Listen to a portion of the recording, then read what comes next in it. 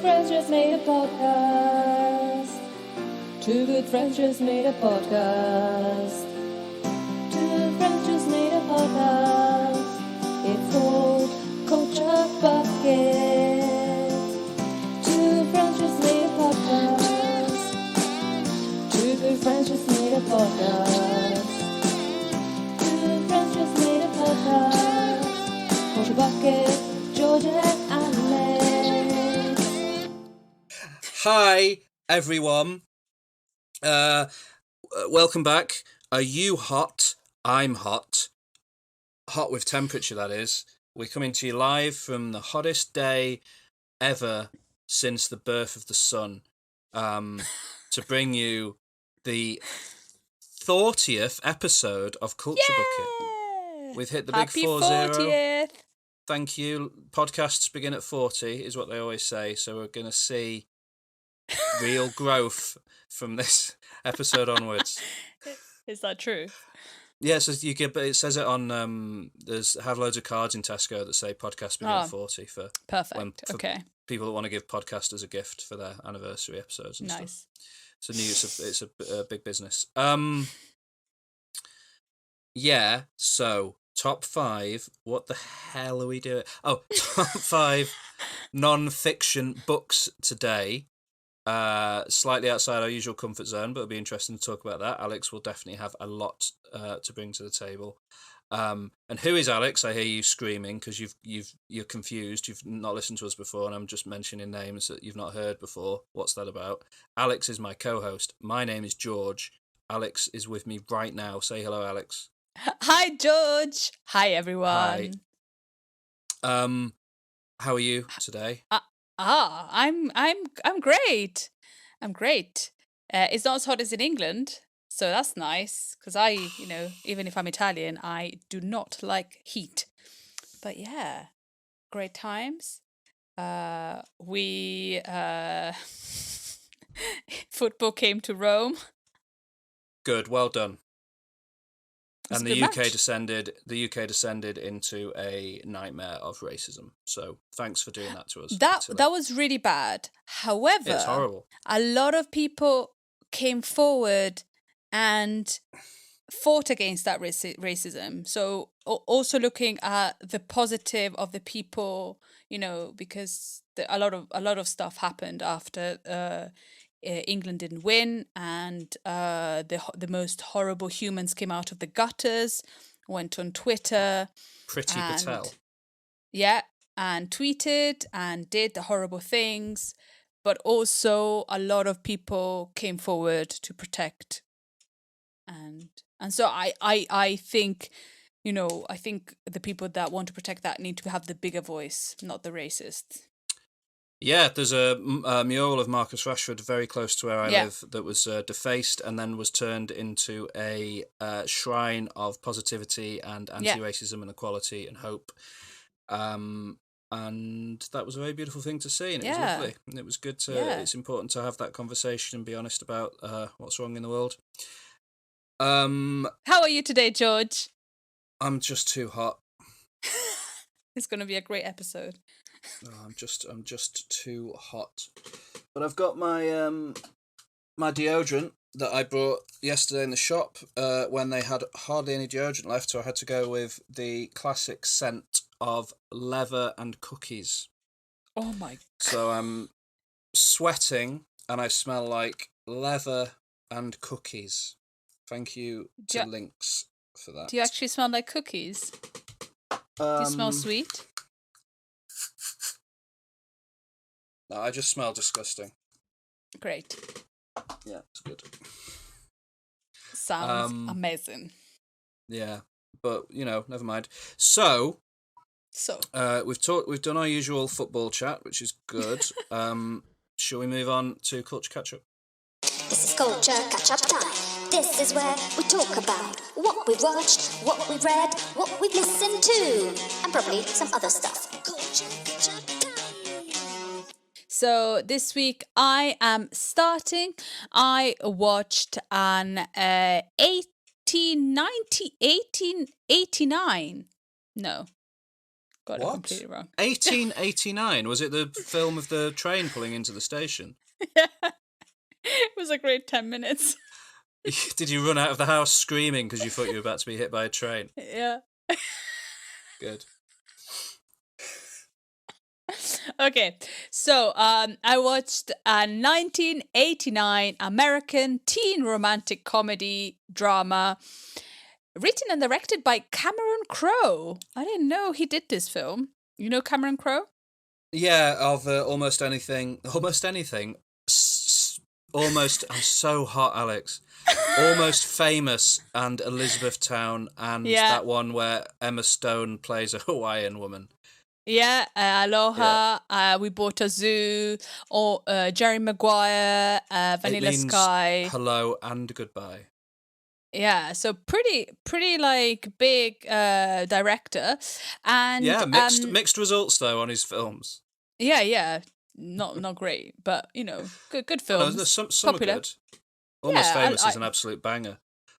Jerry Maguire's pretty good. I've only ever seen half of it, but Jonathan Lipnick is very funny in it. Yeah. And the film is called Say Anything. So it stars John Cusack, Ione Skye, John Mahoney. There is also Joan Cusack, because if there's there's John Cusack, there has to be Joan Cusack as well. His sister. And a big boombox, right? An enormous boombox. The enormous boombox. Well, when I was doing my research for coming of age films, I realized I'd never seen this film, even though I love John Cusack and I was obsessed with him. I've never seen this film, so I was like, I'd watch it. I've never seen it as well. The film is about Lloyd Dobler. He's an army child and he lives with his sister, played by John Cusack, and his parents are living somewhere in Europe. So he's quite like free and do whatever he wants. And he's totally besotted with Diane Court, played by Ione Skye. And it's really funny. The film starts with him saying that he's had a date with her, and then his girlfriends go, well, you were sitting across with her whilst eating, so you were not having a date with her. So he's quite besotted with this girl.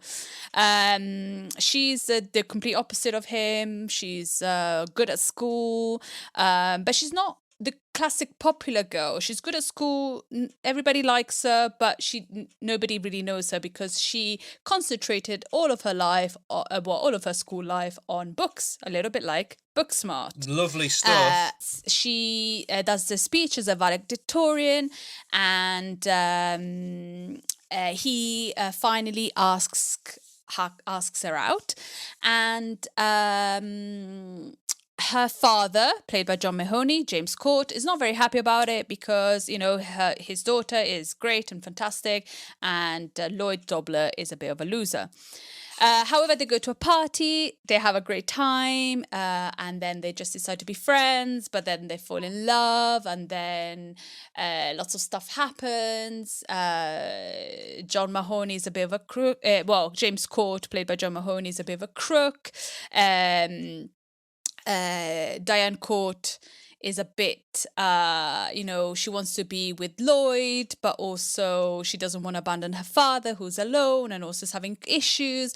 But then it all ends lovely and they go to Europe together. It's beautiful. I love this film. I think it could be, I could move one of my top fives, and this could be one of my top five coming of age. No. It's so good. It's so good. John Cusack is perfect. He's perfect in everything, but he's just perfect in this one. He plays the quirky, weird, lovely guy, and he only has, everybody likes him. He's got two best friends who are girls, so he knows girls. He's very sensitive, and Ione Skye is really good in it. As Diane Court, the love interest, and they have really good chemistry. And it kind of if I watched it when I was younger, probably would have given me a little bit of butterflies. Beautiful. There's not really any bad vibes between the kids in the film. And I thought it was really good because of that. There was lots of positivity. Also, Diane Court breaks Lloyd Dobler's heart. So it's not like the boy that breaks the girl's heart, but she breaks his heart.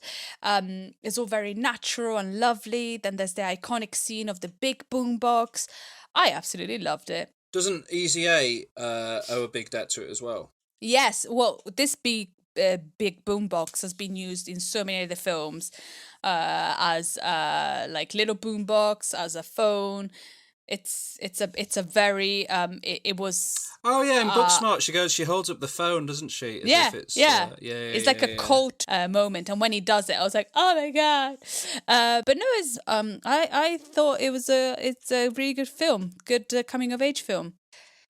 And then I'm going to talk about 2 anime films that I watched a few months ago. I spoke about a new anime that came out called Demon Slayer. Oh, And did you I see watched the Mugen first Train? season. Yeah, I watched Demon Slayer, Kimetsu no Yaiba, the movie, Mugen Train. Have you seen it? How do you know these No, things? because it came out in the cinema here, and it was right when I first got my cinema pass, and I very, very nearly went to see it, and then I was like, I've not seen any of the series, it's going to make no sense, and I didn't go and see it. But I watched the trailer for it and read some reviews of it. And what did it say? Are you interested in watching it now or not? No, it didn't make me particularly interested in watching it. I mean, it impressed me because it's like the most successful movie ever in Japan, right? Like, it's made more money than any other film, I think, in Japan. Yeah. And it sounded like a decent movie, but it also sounded a bit like I can't remember. I read one review somewhere that sort of said that if you've not watched the series, you're going to be a little bit lost. So I didn't do it, but it's Yeah, all on Netflix now, definitely. the series. So I should give it a Yeah. go at some point. You should Anyway, sorry to definitely watch it. interrupt you. No, Continue. it's fine. Well, so again, we are in the Taisho era in Japan. Tanjiro Kamado is a demon slayer, and at the moment he is traveling on this train with his sister Nezuko and his 2 companions, Zenitsu and Inosuke. And they have to assist, and they're all demon slayers, apart from Nezuko, who's now a demon. His sister got transformed into a demon when his family got killed by a demon, but she didn't do the full demon transformation. So Nezuko is now helping her brother Tanjiro. And so they go this train because they have to assist Flame, Ashira, Kyojiru, Rengoku, which is another demon slayer, and in his mission to hunt a demon that has killed many demon slayers. So as soon as they board, the train goes... Oh my god, George. George is so hot that his hair has gone fully. What's happening, George? You look ridiculous. Sorry. But yeah, so they all board the train, and as soon as they board the train, Tanjiro, who's got a keen sense of smell, smells the demon, but they all fall in a deep sleep. In their dreams, for example, Tanjiro goes back to his family, and his family is still alive, and then the thing is, being in their dream, this demon that's killing the demon slayers has got these children to go in their dreams as well, and to kill them in some ways. I don't know. It was all, but yeah, somehow they had to. So kill it's a them in bit their like A dreams Nightmare on Elm Street. I don't know. I've never seen that. Well, Freddy Krueger, when you fall asleep, he comes into your dream and murders you, and then you die in real life. Yeah, so they don't murder them, but they have to go and find this nucleus. But yeah, whatever. Cool. But then Tanjiro's father in his dream tells him how to get out of the dream, which I'm not going to say how to get out of the dream, and which he does. And then he starts attacking this awful demon, and it's just an hour and a half of demon attacking, blood and stuff, and yeah. And then it ends with another big fight. So they managed to defeat one demon, but then it ends with another big fight where unfortunately one of the characters doesn't make it, which is very, very, very sad. Like a main character from the anime show? Yeah. Yeah. Wow. And like in the film, they've killed them off?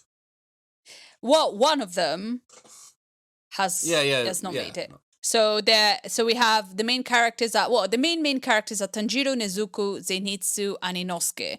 And then there's the Flame Ashira, Kyojiro Rengoku, which is we also met him in the first season. And one of them does not make it. No. Which is very sad. Okay. It's good. I really enjoyed the film. It's just so long. It's what? Like It's long. How long is it? It's like nearly 2 hours. Oh my god. Well, we're going to talk about a movie today for our homework that is long, almost 2 hours long, and that can be too long for a film. Yeah. I discovered. So it's 2 hours long. I think once they did, I think because they had to kill one of the characters off, they needed another demon. But I think he could have died in the first one, like with the first demon, because the second demon lasted for ages, and then he runs off anyway. But yeah, I enjoyed it because I enjoyed the anime. But usually when I watch an anime, I watch maximum 3 episodes, and that's maybe like an hour. This is like 6 episodes, and by the end of it, I was like, oh my god, I can't do this anymore. So yeah, if you like anime, you're gonna enjoy this. Great graphics, great animation, good story. So I enjoyed it, but it was long. And the other anime I watched is Netflix. So Netflix has started distributing anime now, so you can only find this anime on Netflix, and it's called Whisker Away in English, but in Japanese it's called Nakitai Watashi wa Neko o Kaburu, which means wanting to cry, I pretend to be a cat. Okay. Isn't there already an anime with the same exact plot? What do you mean? There's already a film about somebody that turns into a cat? Isn't there a The Ghibli Cat movie Returns? about someone? Yeah, The Cat maybe. Returns. Yeah, it's a bit different though. This is like this is turn into a cat, more so. like a this is kind of like more like a romantic shoujo kind of anime. Okay. Yeah, but it's lovely. What's the Cat Returns in comparison then? Well, it's not like it's first of all it's Ghibli Cat Returns, so they're two different kind of levels of right, yeah. But yeah, this one was made in 2020. It's about this girl called Mio, and she's a second year junior high school student, which is middle school in Japan, and she has fallen in love with her classmate Kento Hinode.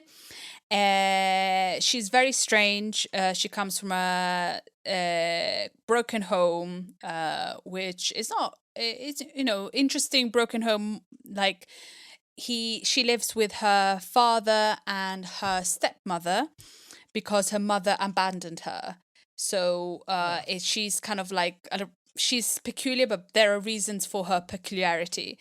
So she's obsessed with Kento, like her love interest, in a very crazy and kind of maybe inappropriate way because she kind of embarrasses him a lot, but he completely ignores her and doesn't care about her. So Mio or called Mugen as well. She discovers this magic mask, and she can. Well, this horrible cat gives her a magic mask, which allows her to transform into a cat. And when she's a cat, Kento actually wants to be with her. And he calls the cat Taro. But does he her know being that a- the cat is her? No.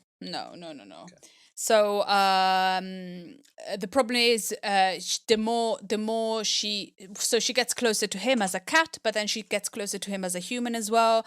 But then a few things happen, and she embarrasses him a lot, and she feels more unwanted than she's always felt, because in a way, like, she's very open and very like, her obsessiveness with him was kind of to kind of make him happy, but also you realize that she's very troubled with the situation she's in. You find out closer to, well, in the middle of the movie, and then she kind of decides that maybe she should stay a cat because nobody really wants her or wants to be with her. And so she gives, it's like, it sounds, when you first start watching this film, you kind of go, oh, it's going to be really silly, but it's kind of deep. Like, she goes, I don't want to be in this world anymore, because she's really sad. And the only thing that made her happy, Kento kind of rejects her in a really nasty way. So she decides to become a full cat. But then she realizes that a lot of people want to be with her and want her around, and so, but then they have to. It's not that easy to become a cat and then go back to being a human again. So they have to find the big cat guy. And they have to go to Cat Island, which is this beautiful place in a tree. And before the festival starts, they need to find Mio's face and return her to be a girl again. It's a really sweet film. Yeah, it's a so face. it's like, because she had the mask with the cat on it, she needs a mask that's her face. Yeah. It's a really lovely film. I didn't think it was going to be as deep as it was. Mio struggles a lot and with her family, and a sense of abandonment from her mom, and trying her best to accept her stepmom, and but also trying too hard. So kind of the stepmom kind of noticing, and she feels like she can't do anything right. And in a way, nobody ever asked Mio if she was okay. It talks about bullying as well. Mio gets bullied because of her family situation, so that really sucks as well for her. Kento has got his issues as well, so it's kind of like a lovely, like, magical film about somebody wanting to be a cat to get closer, but also there's all other things about, family and bullying and kids, being sad. It's lovely. A Whisker away. It's really lovely. If you like anime, you like this. Nice. And it's on Netflix. So okay, I'm going to ask you a question. You have to answer it without thinking about it. Would you be a cat? No. Oh. I thought about it yesterday, actually, because I was like, I would love to be a cat, but then you have to clean. Well, you have to clean yourself. I don't know. And then a lot of people are nasty to cats, but then a lot of people are nasty to people. I don't know, idea. Maybe. I would definitely live on Cat Island in this film. Nice. Do you have to be a cat to live on Cat Island? Yeah. Maybe I would be a cat. I don't know. Would you be a cat? Yeah, definitely. Oh, especially, but now you'll be so much hotter than you are, because you already have I'd be smaller. I could hide more easily in some shade. Oh, great. But yeah, and those are my 3 films. And the next one, I'm going to talk about an album. And before I talk about this album, the reason why I listen to this album is because, do you know the singer who used to be a Disney Channel actress, Olivia Rodrigo? Oh, of course I know Olivia Rodrigo. Yeah, so she's really big now. If you have TikTok, you know all of her songs. If you have students of any age, you know her songs. And I didn't really listen to her album or anything, but I saw some drama. Are you going to talk Pitchfork about released. Courtney Love? Yeah, Courtney Love drama about the picture promoting her new single, which is a girl dressed for prom with flowers and crying, and that's a similar concept to the cover photo for the album "Live Through This" by Hole, which is Courtney Love's old band. Yeah. It is. So I read the article. I read an article that Pitchfork wrote. Somebody on Pitchfork wrote, and has Courtney Love got the rights to a girl crying in a prom dress? No, that aesthetic was not No, invented by Courtney Love. Shut up, no, Courtney Love. no. However, No. it was inspired by that. Who knows? So it was kind of like the article was kind of talking about who has got the rights of teenage crush and teenage coming of age albums, because apparently, like, unfortunately, Teenagers. Olivia Rodrigo, yeah, Teenagers, exactly, not 50-year-old and unfortunately, bitter Olivia people. Rodrigo has had a lot of like backlash of like kind of like copying things and whatever, but.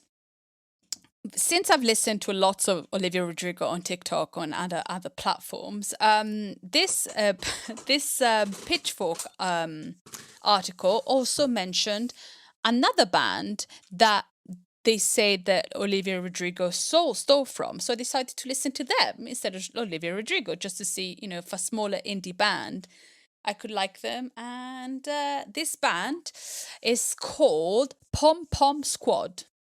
Yeah. Do you know them? I know them through reading about this non-controversy.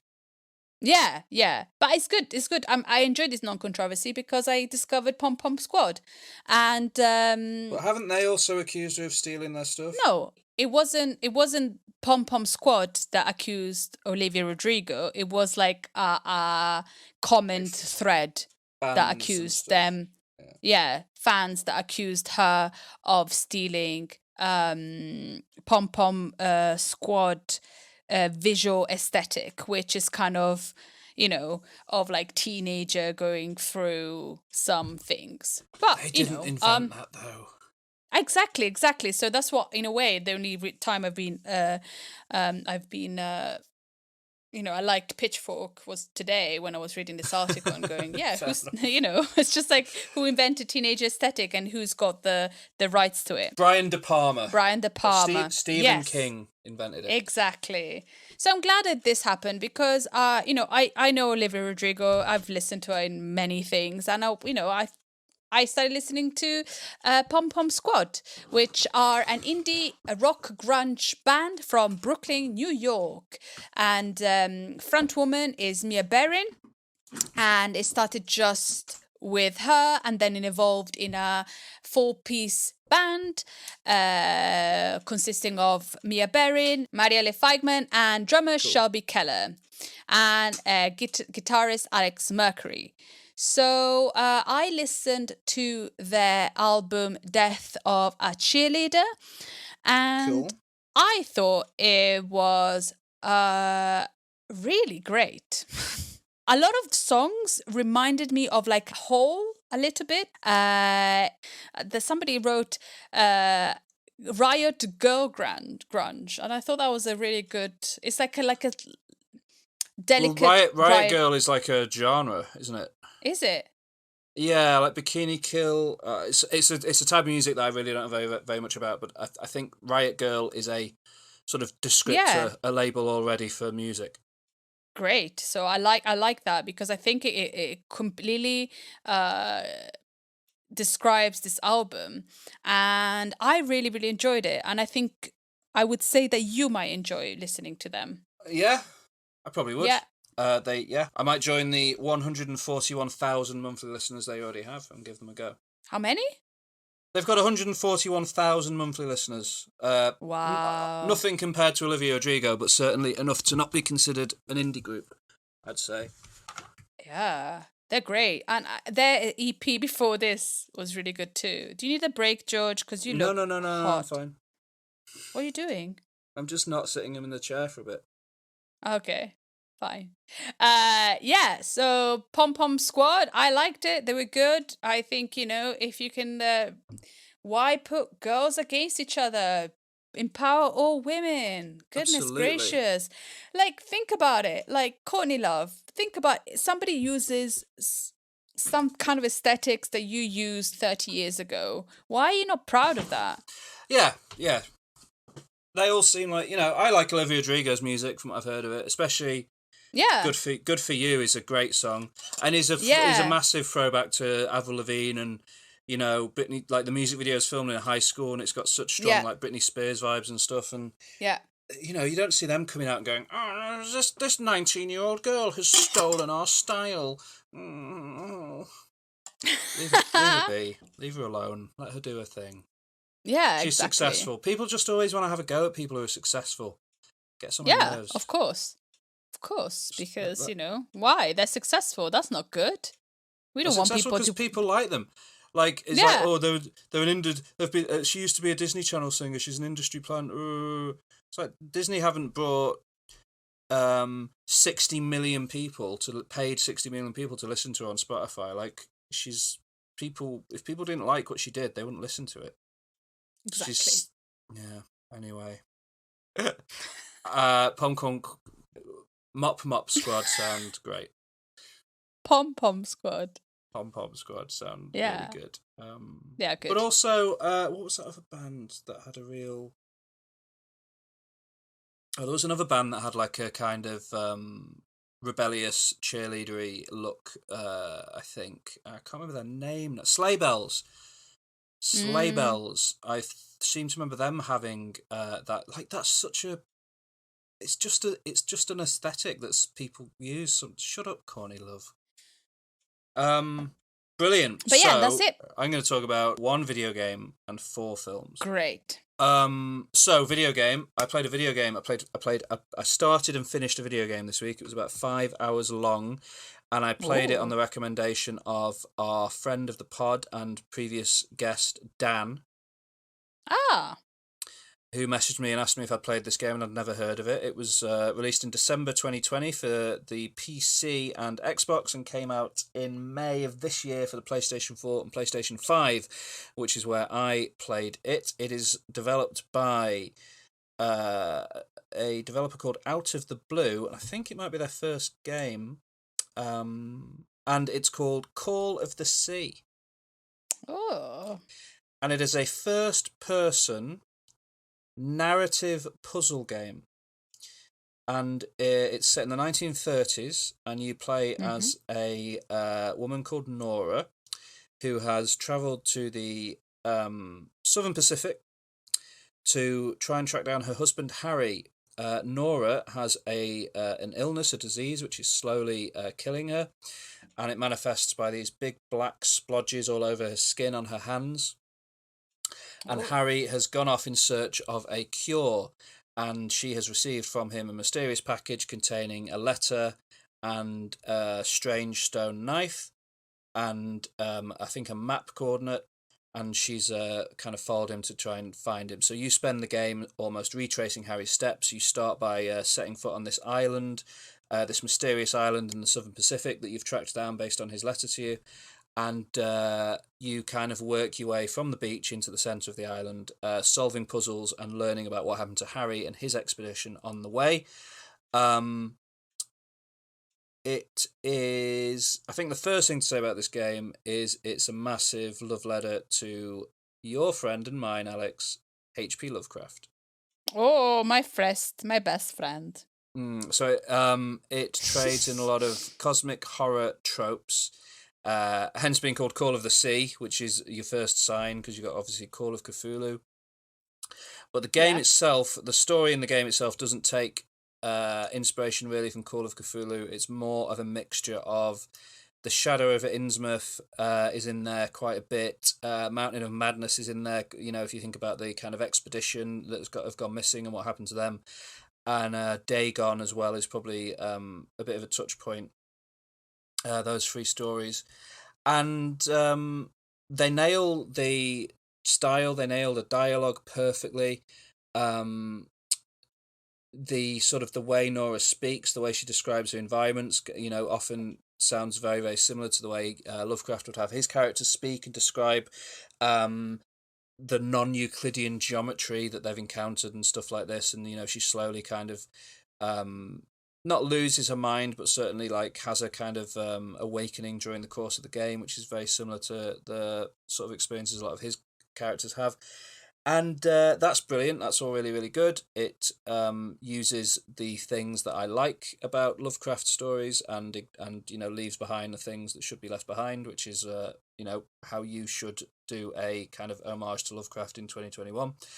And the gameplay itself is pretty fantastic. I thought you kind of go around the island. You have a notebook that she fills in as you go, and you can kind of read her thoughts. And whenever you find a kind of puzzly area, say there's a bridge you need to lower, and a certain set of levers need to be pulled to achieve it with symbols on them. Anything you see or find that is relevant to solving the puzzle, she will make a note of in the notebook. So when it comes to actually solving the puzzle, it's largely down to opening up this notebook and looking through the different diagrams and working out how it all fits together.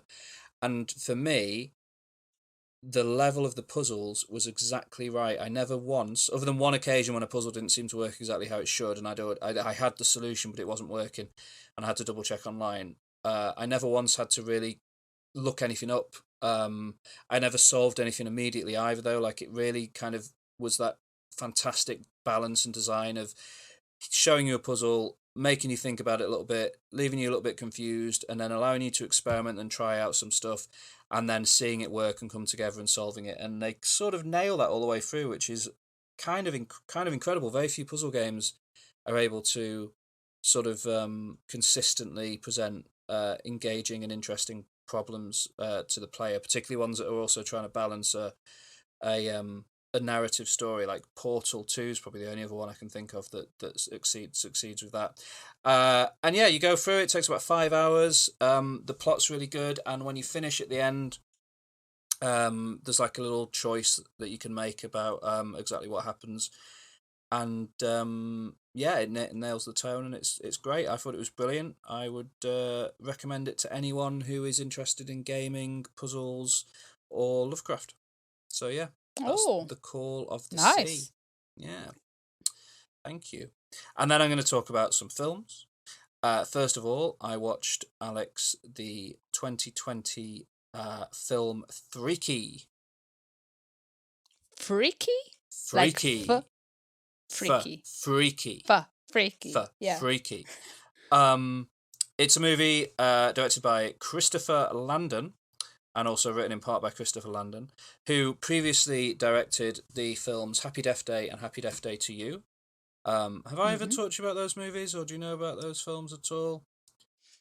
They ring a bell. I think so. So they're slasher movies, but with a twist. Like, they're black comedies, and it's like a slasher movie combined with Groundhog Day, is how Happy Death Day works. Okay. So the main character keeps getting killed by a slasher killer, and then we'll restart the day again, and she has to try and solve and work out what's gone wrong and defeat the slasher so she can get through the day, kind of thing. Freaky is a slasher movie again, but this time, instead of being a twist on Groundhog Day with a slasher film, it's a twist on Freaky Friday with a slasher movie. Oh. So the film opens with a Jason-esque killer played by Vince Vaughn, of all people, attacking a house full of teenagers and murdering them in a pretty fantastic opening set piece. He finds a strange sacrificial dagger in a case in this house, and he steals it. And then you meet the other lead character of the movie, Millie, who's played by Catherine Newton, who is a fantastic actress, and you will know her, I think, from the Detective Pikachu film. Okay, yeah. She plays the Psyduck owner, the reporter girl in that movie. Yeah. So in this, she's playing Millie, a high school student who is not very popular. She's recently lost her father. She's having a difficult home life. She's in love with a boy who she thinks doesn't see her, and she's Aw. bullied by the more popular girls, kind of thing. And she doesn't have any Terrible. confidence for herself. The movie, Mm. you kind of go for a day in her life. And in the evening, she gets attacked by the Blissfield Butcher, Vince Vaughn's character. He kills her with this sacrificial dagger, but when he stabs her with the dagger, instead of killing her, they swap bodies. Oh, I think I've seen the trailer for it. Oh, you've seen the trailer? I think so. Yeah, It yeah, makes a lot of sense what you're saying. Yeah. Yeah. So then Millie is trapped in the body of Vince Vaughn, who absolutely kills it at playing a 16-year-old girl trapped in his body in this movie. He's hilarious. And then the spirit of Vince Vaughn is trapped in the body of Millie, and Catherine Newton equally does an incredible job of suddenly turning into a psychotic killer. And they have one day before the change becomes permanent, and they have to Millie has to find the knife and stab herself so that she can swap back, basically. It's really, really good. It's really, really funny. It's really, really funny. The kind of the friends of the main character are very well performed. Who plays them? You've got Celeste O'Connor plays Nyla, and Misha Osherovich plays Josh. And Josh is a fantastic character in this movie. He's got some very, very funny scenes. And yeah, it's similar to Happy Death Day. It's very aware of itself. It's very aware of the history of slasher movies, and it knows what it's making fun of, and as a result, it does it really well. But it also, when it needs to be, it's very, very violent and gory. And I've been looking forward to it for ages, because the adverts for it first came out last year at some point, and then obviously COVID, everything got pushed back. So I finally got to see it, and it didn't disappoint. For me, it's not quite as good as Happy Death Day. The lead actress in Happy Death Day, whose name I can't actually remember off the top of my head, but she is. I mean, her performance in Happy Death Day is one of my favourite performances in cinema. Jessica Roth, she's called, and she's not in enough. Freaky doesn't quite reach the heights of Happy Death Day for me, but it seems to have done really well. It seems to have made a lot of money. Vince Vaughn is brilliant in it, and the director has said that he thinks, or his view is that it's set in the same world as Happy Death Day, and he wants to do a crossover movie. So if this is the way that I get my third Happy Death Day movie, I will be more than happy to go along with it. So yeah, it was good. I gave it 4 out of 5 on Letterboxd, and would recommend it. Freaky is a good movie. Moving on, the day I saw Freaky, I saw another film at the cinema, and I saw the new film, the 5th film in the Purge franchise. Oh. Do you know the Purge movies, Alex? Do you know the basic setup? What's the setup? I've never seen them. What's the setup? So the setup is there are too many people in the world, No. I think. Okay, well, something happened one night. One night a year, you can do whatever you want, in the sense that you can get out all your most brutal instincts, and you can kill, pillage, torture anyone you want. Because there are too many people, no? Or is it too... No. Because they want to keep the peace. So they think if they have one night a year where everybody can just be an terrible human, then the rest of the year they'll be fine. And the first film had Ethan Hawke. Yes. And it went terribly wrong, didn't it? Well, the thing about the Purge movies is it always goes terribly wrong. No, you were pretty close. The only reason I cut you off initially is because it's very important, particularly for the plot of this movie, that it's not the world, it's America. Oh, sorry, America, because there's a whole it's meant to be that there's a new America, and the political group that controls it is called the New Founding Fathers of America, and it's their idea to do the Purge, and it is, like you say, it's a social experiment almost, in terms of if you allow people to do whatever they want on this one night of the year each year, will society be fine for the rest of the year? It's obviously a completely insane idea for a film, but here we are. We're now on number 5. Like it always goes wrong, but they carry on doing it. Yeah, because the thing with it is it always goes wrong on a very small scale in terms of like you see the experience of somebody for whom that night has gone wrong. But of course, this is the idea of the purges is happening nationwide across the entirety of America. So you never see like necessarily, well, maybe until this film actually, it go wrong on a scale big enough for the government to care, if you see what I mean. Ah, okay. Yeah. So the first movie, for example, is actually a home invasion film. It's about Ethan Hawke is a guy who's he creates security systems for the Purge, so he profits off the Purge, and something goes wrong the night of the Purge, and his security system doesn't work, and his house gets invaded by people who want to kill him, purge him, kind of thing. From the second film onwards, they've turned it into less of a horror film and more of like an action film almost, like an action horror movie. So the second film is called, I think, Anarchy, and that's just focused all in on a character played by Frank Grillo, trying to survive the night, and it's like a real kind of action movie. The third film is called The Purge Election Year, and that's where they really started getting political with it. And it's all about a potential presidential candidate who doesn't want the purge to happen anymore, or a senator or something who doesn't want the purge to happen anymore. They try to assassinate her on purge night to avoid allowing her to be elected, if that makes sense. The fourth movie is the worst one, and that's saying a lot for this. It's called The First Purge, and it's a prequel showing the very first ever purge, is the idea with that one. The new one, and I'm tired, I've made myself tired talking about the Purge now. The new one is called The Forever Purge. And the idea of this one is that they have the Purge, and then the next morning when the big siren goes off and the Purge is over, which is normally when the film finishes for most other Purge movies, but this happens about 20 minutes into this one, people carry on purging. And they announce it's now the Forever Purge. They wrestle control of the Purge from the new founding fathers of America and turn it into a bastion of race hate. Because in the Forever Purge, the people who make the Purge movies have decided that now, finally, it's their time to tackle racism to mixed results. So your main characters, it opens with a couple. I think they're husband and wife. Yeah, a couple. They're Mexican, and it opens with them crossing the border from Mexico in a tunnel and entering the United States illegally, as so many people have to because of various reasons.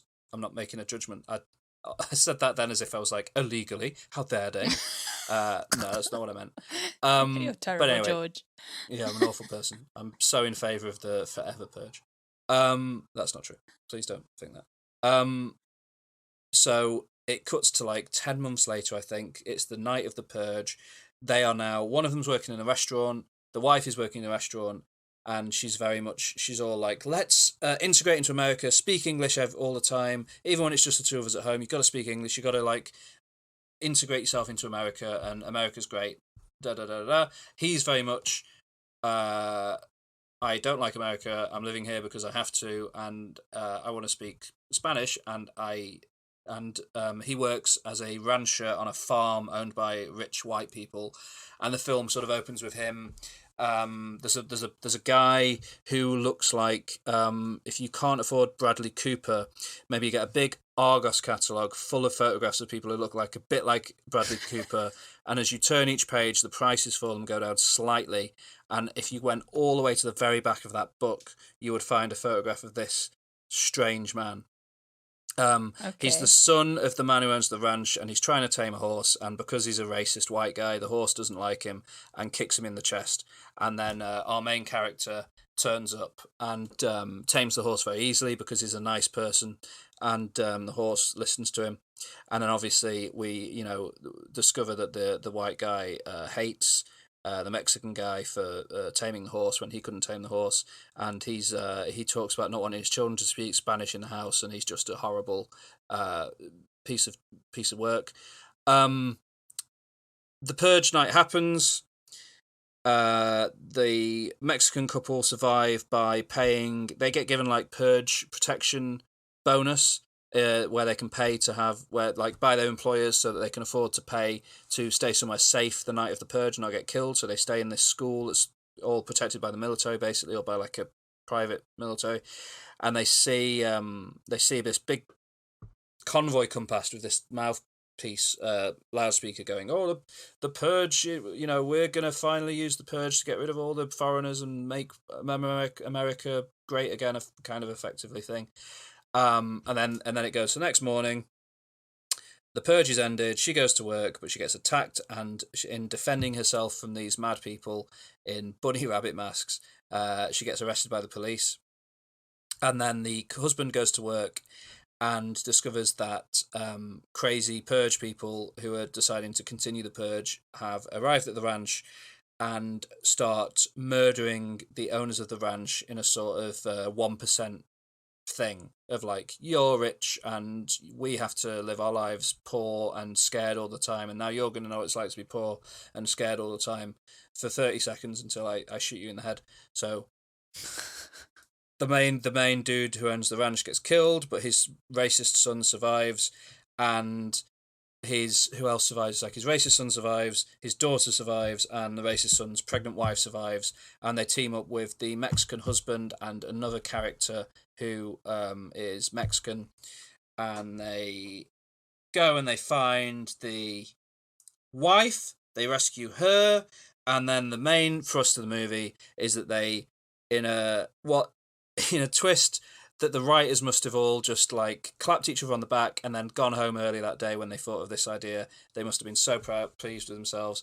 They have to try to escape from America into Mexico. Mexico opens its borders for any and all Americans who want to escape the forever purge, to escape into immigration camps in Mexico. So it's obviously a twist on the real world scenario of people trying to escape from Mexico into America. And that's kind of the film. They have to try and do that. They need to try. And obviously, over the course of the movie, the racist guy will start to realize that maybe actually being racist isn't so cool. And maybe it's better to be accepting of other people. A lesson that's important, but certainly one that it's tiring that we have to continue having that discussion in 2021, but obviously we do because of the Euros. But yeah, it's a tiring film. Like, it's got a lot of things to tell you. It's quite violent, but not in a fun way, just in quite a sad way. It's a film without any lightness or humour to it. I think that's the problem with it. It's very dry and gritty, and it wants you to know that the world is a horrible place full of awful people doing bad things to each other, and there's no hope for anyone. That's kind of the forever, until the very end when, like, they escape to Mexico. Yeah. And then maybe things will be better for them. But it's difficult because the message of the movie obviously is one I agree with, and like the stance they're taking that racism is bad, and that we should treat people with respect, accept all of these things. Obviously, I agree with those things. But the movie is feels like it's just sort of picked it threw a load of current political issues into a hat, picked one out, and then they wrote a screenplay around it. And they don't actually necessarily believe strongly in what they're doing. They're just using it as place setting for their stupid Purge film. So I don't know. I didn't like it very much, and I wouldn't recommend people to watch it. But do look up the guy, the racist son, because boy does he look like Bradley Cooper. It's bizarre. What's his name? Josh Lucas. Oh, he's actually been in quite a lot. Josh Lucas. Yeah, there he is. Oh, yeah, I know him. He doesn't look like Bradley Cooper. He does in this movie. The way they've got him made up in this Okay. movie, he well looks like Bradley Cooper. Okay, because where have I seen him? Uh, I didn't realise he was like a well-known actor. yeah, I've seen him in a few things, but I He's in haven't seen him for American a Psycho. while. The Lincoln Lawyer. That's a boring film.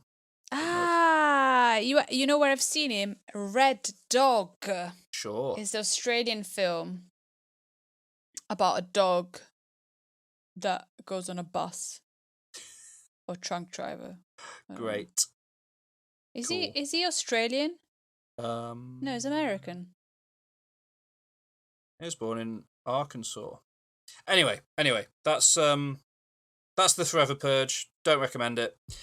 Oh, I was going to talk about another movie, but I don't have the energy to talk about it because I liked it even less than the Forever Purge. So let's just skip it. Okay. Yeah, Black Bear, starring Aubrey Plaza, who I love, should be brilliant. I just didn't like it. So let's talk about. I'm going to finish my culture catch up with Fair Street Part 3, 1666. I bet everyone's excited to hear about what I thought of this one. So, the third movie in Netflix's Fair Street trilogy. Go on. So first one was good. Yes. Second one, not so good. Yes. And now let's see the third one. Third one, the main character from 1994 gets transported back to 1666 to finally learn the truth about Sarah Fear, the witch whose curse has led to the deaths of hundreds of Shadysiders in the intervening years. But of course, as we all know, Alex, there weren't any witches, and the witch trials were a load of nonsense, and it was just an excuse to murder women. So, Yes. I think you can probably work out that the truth of Sarah Fear, the witch, is probably going to be slightly more complicated than the story the 1994 characters have believe. So, yeah, it's an interesting movie because obviously the first film is called 1994, and it's set in its entirety in 1994. The second one is set is called Part 2, 1978, and it is set probably 4/5 of it are set in 1978, and then it is bookended by sequences in 1994. This movie opens in 1666, but then spends quite a lot of time towards the end actually providing a proper ending to the 1994 story. So it's sort of it's an interesting film in that the 1666 nature of it isn't the entire story. There is a good chunk of film here set in 1994, which is fine because the 1994 sequence felt unfinished at the end of the first movie, and it's good to kind of you spend this movie, the first half of it or so, you learn the truth about Sarah Fear, you see what she went through, and then the second half, slightly less than half, but in the second sort of half, you get the second part of the 1994 film, and it's interesting because over the course of 3 movies, it's quite tricky to make a successful trilogy, and certainly to make a trilogy where the third movie is of any good. But this is a good film. I liked it quite a lot. They take basically all of the cast from the 78 and 94 films are recast in the 1666 sequence with like broadly similar characters. So Kiana Madeira, who played the main character in the 1994 sequence, she performs the role of Sarah Fear in this film because it's meant to be that she is experiencing it to understand what really happened. But her brother, the actor who played her brother in the original timeline, Benjamin Flores Jr., plays her brother, plays her Sarah Fear's brother in this, and you know, etc., etc., etc. And it's got some really good violence in it. There's some really disturbing gore in it. It kind of leans really hard into being more of a folk horror film than a slasher, which it should do because it's set in 1666, and it wouldn't really make sense to have a slasher movie set in 1666, but like a folk horror movie where strange things are happening to this community and they're trying to deal with it, and they're kind of all going a bit mad trying to work out how to deal with these horrible events. Really, really works. And it's a lot of fun. It probably Sorry, there's a plane going overhead. It's weird. It doesn't ring fully authentic to me, probably only because there's movies in recent years like The Witch, which is incredibly well researched in terms of Robert Eggers having read court documents from the time to learn how people spoke and really gone all in on making it as accurate as possible. And in this movie, you can tell that they just didn't quite have the time or the interest in necessarily making it that authentic. So it feels a bit glossier than maybe I would like it to. I'd have liked it if it felt a little bit more sort of a little bit more authentic to the period it's set in, but obviously it can't be truly authentic because they didn't have cameras then. So it's a silly complaint, really. But no, it's really fun. It's shot really well. The director, who's directed all three of them, does a brilliant job of directing the 90s sequences like a 90s film. The 70s sequences in the second movie feel broadly like a 70s movie. And then this one, when she's in the 1600s, she cuts out the snappy editing, she cuts out the sort of MTV music video style stuff, and she really sticks to it being a film set in 1666 and feeling a little bit slower and more sedate as a result, and that's really fun. But there's also teenage characters in that sequence who act kind of like modern day teenagers to a degree, and it's kind of quite a fun blend, a fun mix. I liked it. And then when it goes back to 1994, it actually manages to wrap up the entire story of all three movies and give everyone a good ending in a way that I really enjoyed and thought was brilliant. And they toned down the needle drops a bit. Obviously, there's no pop music in the 1666 sequence. And then when it goes back to 1994, there are some pop songs in there, some needle drops, but not to the saturation levels that the first movie had, and that's probably for the good. But like there's an Offspring song on there, and there's an Oasis song on there, and there's a Pixies song on there, and that was pretty great, and I was happy with that. So yeah, overall, I think the trilogy as a whole is pretty good. I think the third part is the best of all three of them, so it's worth getting to the end if you've started. And I'd like to see Kiana Madeira in more stuff because she's done a great job across the three movies as Sarah Fear and Dina. And I would like to see more from this director. And I think she's been out and about talking about wanting to turn it into a bit of a Marvel cinematic universe of horror for Netflix. And this film certainly ends in a way where you could see them making more Fear Street movies in the future. And I would watch them for sure. It was fun. So yeah, no, Fear Street Part 3 is a success, and I'm surprised as anyone after what I thought was a pretty mediocre second entry.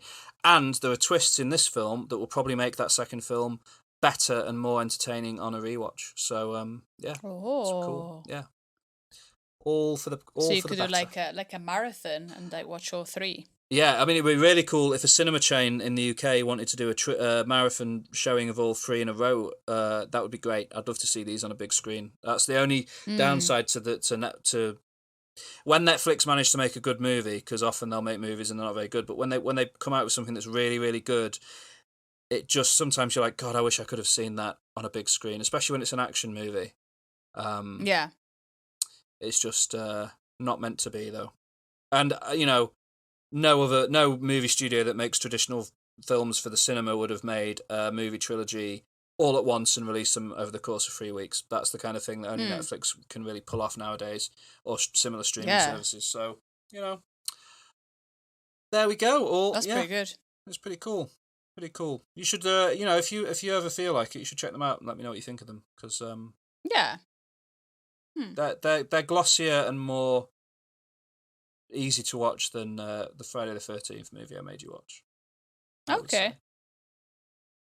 And it's like something. Actually, no. One last thing I want to say is one thing I really, really like about it is that the lead relationship throughout the three movies that kind of powers the story and ends on kind of a big celebration of is two young girls. It's a lesbian relationship, and that's really relevant to the 1666 stuff, and it's treated, as a very normal, ordinary thing by the characters in the movie. And obviously that should be the case in 2021, but it's just nice to see films like Fear Street come out where it can be about a gay relationship or lesbian relationship, and that not necessarily be the thing. It's not an issue movie where that's like the thing being explored. It's just a normal thing that is true in this film, if that makes sense. And I think it's good that we're at a point where that can be something that just is in a film, and it doesn't have to be considered controversial or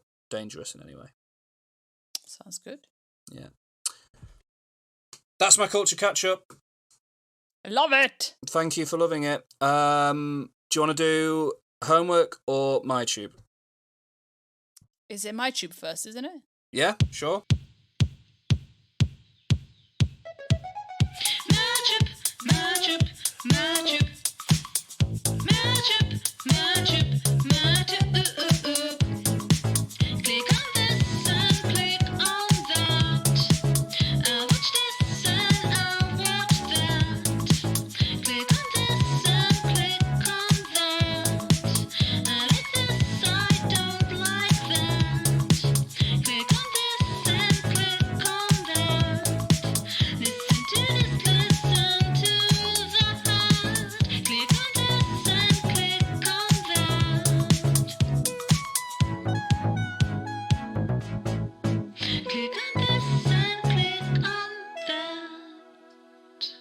We haven't had MyTube for ages.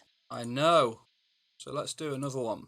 See what you think of this. So I've got for you today a music video. Yes, please. But it's a pretty crazy music video. Oh. It's big. Can I handle it? You're about to handle it, but it's big budget, like ambitious stuff. So click on this, get it loaded. Let's do it. I'm ready.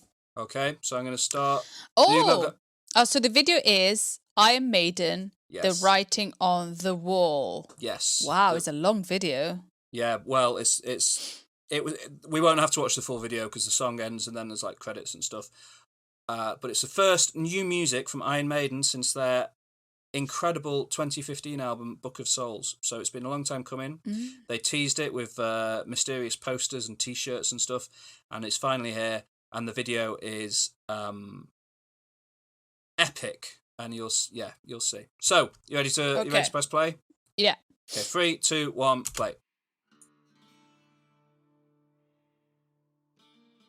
Oh, it's an animation. Oh, and there's the guy. What's his name? Willie. Eddie. See how many times you can spot Eddie in this video. Okay. You can see, I don't know if you're seeing it exactly what I'm seeing, but you could see their plane in the background a moment ago. Yeah. This video is full of references to old Iron Maiden stuff, which is quite fun. The motorbikes have got 17 scratched on tally marks on the side, which is a reference to their next album is their 17th album. Just amazing, like it could be anyone until he starts singing and he's like, yeah, it's Iron Maiden. Yeah, it's got a very recognisable voice, hasn't he? Yeah.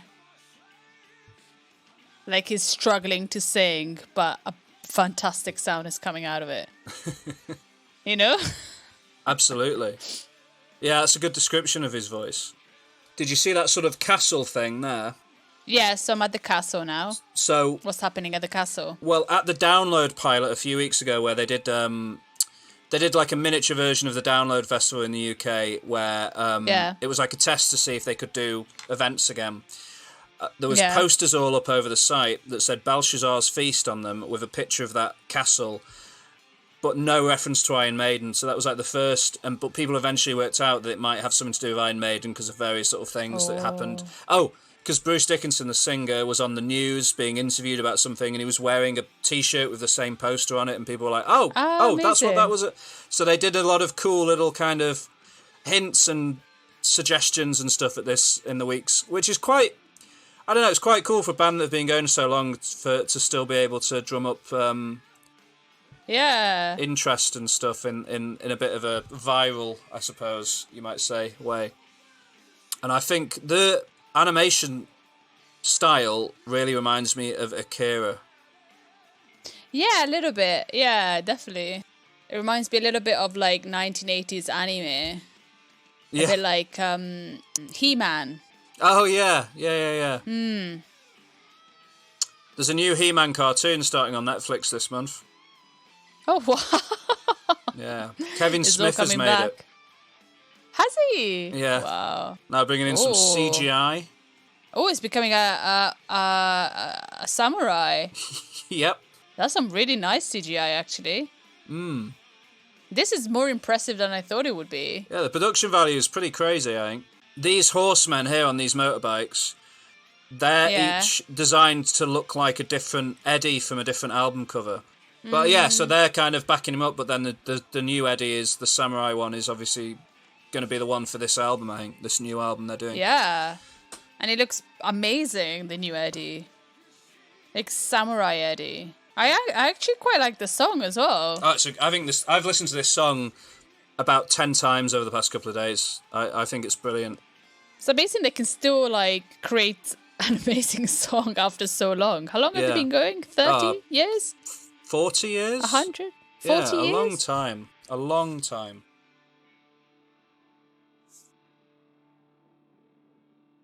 Wow, I can't believe we watched 6 minutes and I enjoyed every second of it. Yeah. Like usually after like a couple of minutes you go, oh, this is beautiful. Story by Bruce Dickinson. The Writing on the Wall. Directed by Nikos Livesey. Wow. They've been going for 45 years, that band has been around. 45 years, and they can release such a great video and a really good song as well. Yep. Kudos. So, what did you think of that? What did you think of the song? I really enjoyed it. I enjoyed the song. I enjoyed the concept of the video. I thought it was really good, innovative. Like, they're going with the time still, which after 45 years, you know. I loved it. Like I said before, it just flew by. I didn't realize it was like 6 minutes had already passed. Good on them. Well done, Iron Maiden. Yeah. And they still want to release stuff. Like they could easily not do anything. Oh, they could tour their greatest hits until they can't play anymore. But they're happy to keep going. I mean, their last album had to be delayed because Bruce Dickinson had to have treatment for cancer. Like they've nothing. Oh my nothing. goodness. Yeah, he had throat cancer. It was horrible. But he got through it. Like nothing. They won't let anything slow them down. It seems, or stop them. They're such a powerhouse of a band, and they don't get enough mention. They don't get talked enough about on stuff. So I thought it would be nice to recognise that video, and maybe someone who wouldn't have watched it ordinarily might go and check it out. So go and watch there's a link to it in the description of the show notes for this episode. Go and check out The Writing on the Wall by Iron Maiden. It's cool. And they put out a tour poster a couple of weeks ago for their tour next year, and it's like the poster's like kind of describing it as a greatest hits tour, but then on the wall behind Eddie there was some graffiti that said TWOTW, and people were like, could that be the writing on the wall? Is that a reference to something? And then obviously it's the name of this single. Like, I think it's so cool the way they kind of virally marketed it all. Anyway, MyTube, I'm glad you enjoyed it. Shall we go to homework? Yeah. Yeah, or before we go to homework, I've asked on Instagram, sometimes we ask every week, top 5 films.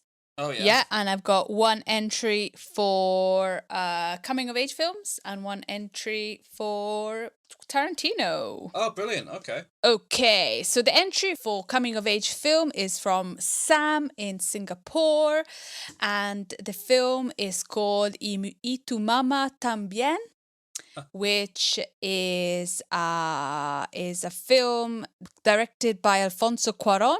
Mm-hmm. And written by him and his brother, and I've always wanted to watch this film, and so I'm gonna watch it. Oh, you haven't seen it? Thank you for... No, I haven't seen it, so I really want to watch it. Have you seen it? Yeah, but I watched it. I was 18 when I watched it. It was a very long time ago, and it awakened a lot of feelings in me, let's say. And then the entry for Quentin Tarantino films are from Stacy in Bristol, and her favorite Quentin Tarantino films are Pulp Fiction, Reservoir Dogs, and From Dusk Till Dawn, which we didn't even talk about. Well, it's not really did he write the screenplay for it? He wrote it, he acted in it. Mm-hmm. And Robert Rodriguez directed it. Yeah. Which leads us quite nicely into today's homework discussion. Yeah. But yeah, so great choices from Sam and Stacey. Thank you very Definitely, much. thank you. You know, send us because we might want to watch something. No, it's a good, from Dusk Till Dawn, it's good to shout that out as a Tarantino kind of universe film, especially as there is a character in that movie who appears in the film we're about to talk about. Yes. Sit down at the back and be quiet and get out your book because it's time to discuss your homework. Now.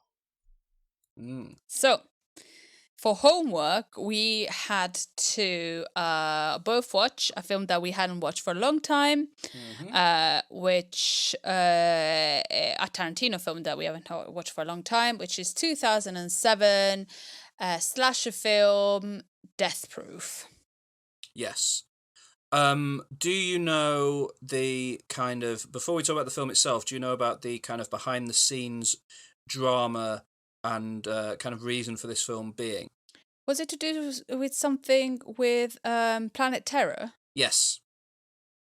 It rings a bell, but I wouldn't be able. Like, I think I heard when, like, in 2007, what was happening, but I couldn't tell you now. So please illuminate me. Will do. So basically, good friends Robert Rodriguez and Quentin Tarantino bonded over their love of grindhouse cinema, which is sort of talking about like exploitation movies from the 70s, 60s, 70s, 80s kind of era that would be shown traditionally at drive-through cinemas in America, and typically you'd go and you'd see a double bill. You'd see two movies packaged together as one evening's entertainment. They loved that experience so much that they wanted to sort of recreate it as film lovers themselves, and as two men who can basically get any project they want made, and particularly Tarantino.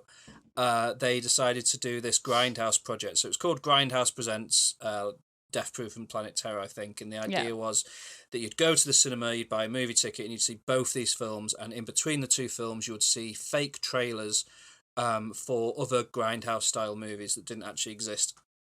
And they got some massive, I can't remember all of them, but like Edgar Wright directed a fake trailer for Grindhouse.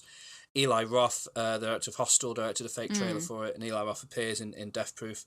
And they announced it. They announced that Tarantino was doing a slasher movie and Robert Rodriguez was doing a zombie movie, and you were going to go and see them both together as Grindhouse. And, you know, this was in 2007. 19-year-old George was out of his mind with excitement at the thought of this existing, and eagerly waited the reviews coming out. Saw the reviews. They were, I can't remember exactly how it was reviewed, but the opening weekend in America was a absolute nightmare failure. It made, I don't know the exact numbers, but it did not make anywhere near the amount of money it needed to make both movies together profitable. So the release of Grindhouse got delayed in the UK, and when they finally came out, they were split into two separate movies, Death Proof and Planet Terror. And to this day, along with the cancellation of Silent Hills, the Hideo Kojima Silent Hill project, it remains one of my all-time most upsetting pop culture losses, is that I was never able to see Grindhouse in a cinema as it was originally intended, with the fake trailers and all of that stuff. Because stupid Americans who don't understand how good they've got it didn't appreciate it, and it was carved up like a turkey. So that's the background behind Death Proof. And also that it was kind of advertised and promoted and talked about as being Quentin Tarantino does a slasher film. And we'll talk about why that is a stupid way to describe this movie. In a few minutes. But that's the background of it. The first time I watched it, I think, was on DVD when I finally got to see it. I didn't like it. Back in 2007. What did you think of it when you first watched it, and when did you watch it, and what was your what did you know about it at the time leading up to seeing it? Well, I knew very little about it, and it was I watched Planet Terror first, and then I didn't enjoy it. I didn't really enjoy it, and then I watched this after, and I just thought it was clunky and weird. I didn't watch them together, and I think I was so disappointed in a way that I kind of went in the back of my mind and never came back again. Yeah. Also, I had forgotten a lot of it. I think I completely like erased chunks of it off my mind. Yeah, which is fair. Shall we talk about what the film's about? Yeah. What is the film about, George? Well, it's about Stuntman Mike. Stuntman Mike. Stuntman Mike is played by Kurt Russell. He has a stunt car. Yeah. And he likes to stalk women. Yeah. And using his car, kill them. Be that putting one of them in the passenger seat, which is very unprotected compared to driver's seat, and then driving like a maniac to injure them, or just driving into their car at full speed, or doing any number of other things involving his car that will lead to the death of young, attractive women. Yeah. Played by Kurt Russell. We are never throughout the movie really ever given an insight into why Stuntman Mike particularly enjoys doing this. And then the women he targets. The film has a strange structure where you spend about 45 minutes with one set of women, played by Sidney Poitier and a few other actresses, including Rose McGowan, Vanessa Ferlito, who is in 24. Just putting that out there. She has a good Jordan Ladd. Jordan Ladd. And then events happen in the movie, and these characters leave the film, and then the film resets effectively. Yeah. And you follow for the remainder of the movie 4 new characters played by Zoe Bell playing herself. She's a famous stuntwoman. Rosario Dawson, Mary Elizabeth Winstead, and Tracy Toms. Yeah, Tracy Toms. Your 4 new characters for the second half of the movie who also have an encounter with Stuntman Mike. That's kind of the plot of the film. So, what did you think? I don't know, because I mean I enjoyed it. Also, I didn't enjoy it. I mean, half minds, because I think if you watch it in a cinema as a double bill in a setting that you know that what you're going to get, and that's I think what they wanted to offer, like a double bill of a film that is not great but has got some great moments. Yeah. And he's done everything he can to make it like one of those movies. Like, he's taken the physical film and he's scratched it. He's intentionally made poor editing choices throughout the entire thing. Yeah. There's a bit where I think the reel is meant to be in black and white by mistake instead of colour. He's done as much as he can to not try and make an entertaining movie, but to make a movie that is authentic to the Grindhouse experience. Which is great. If you watch it in that way, it's great. Yeah. Like there were moments that were long, and there was the clunky dialogue. I feel like if I had watched it with somebody, I would have enjoyed it even more. Because I think that's the experience of the film. You have to watch it in a cinema. You have to watch it with the other film. You have to watch it in company of somebody. You probably will have to drink a beer because you can have a conversation, because it's one of those films that you need to interact, I feel, with people around you to enjoy it. But that's my thoughts. I think if I watched it at the cinema with Planet Terror,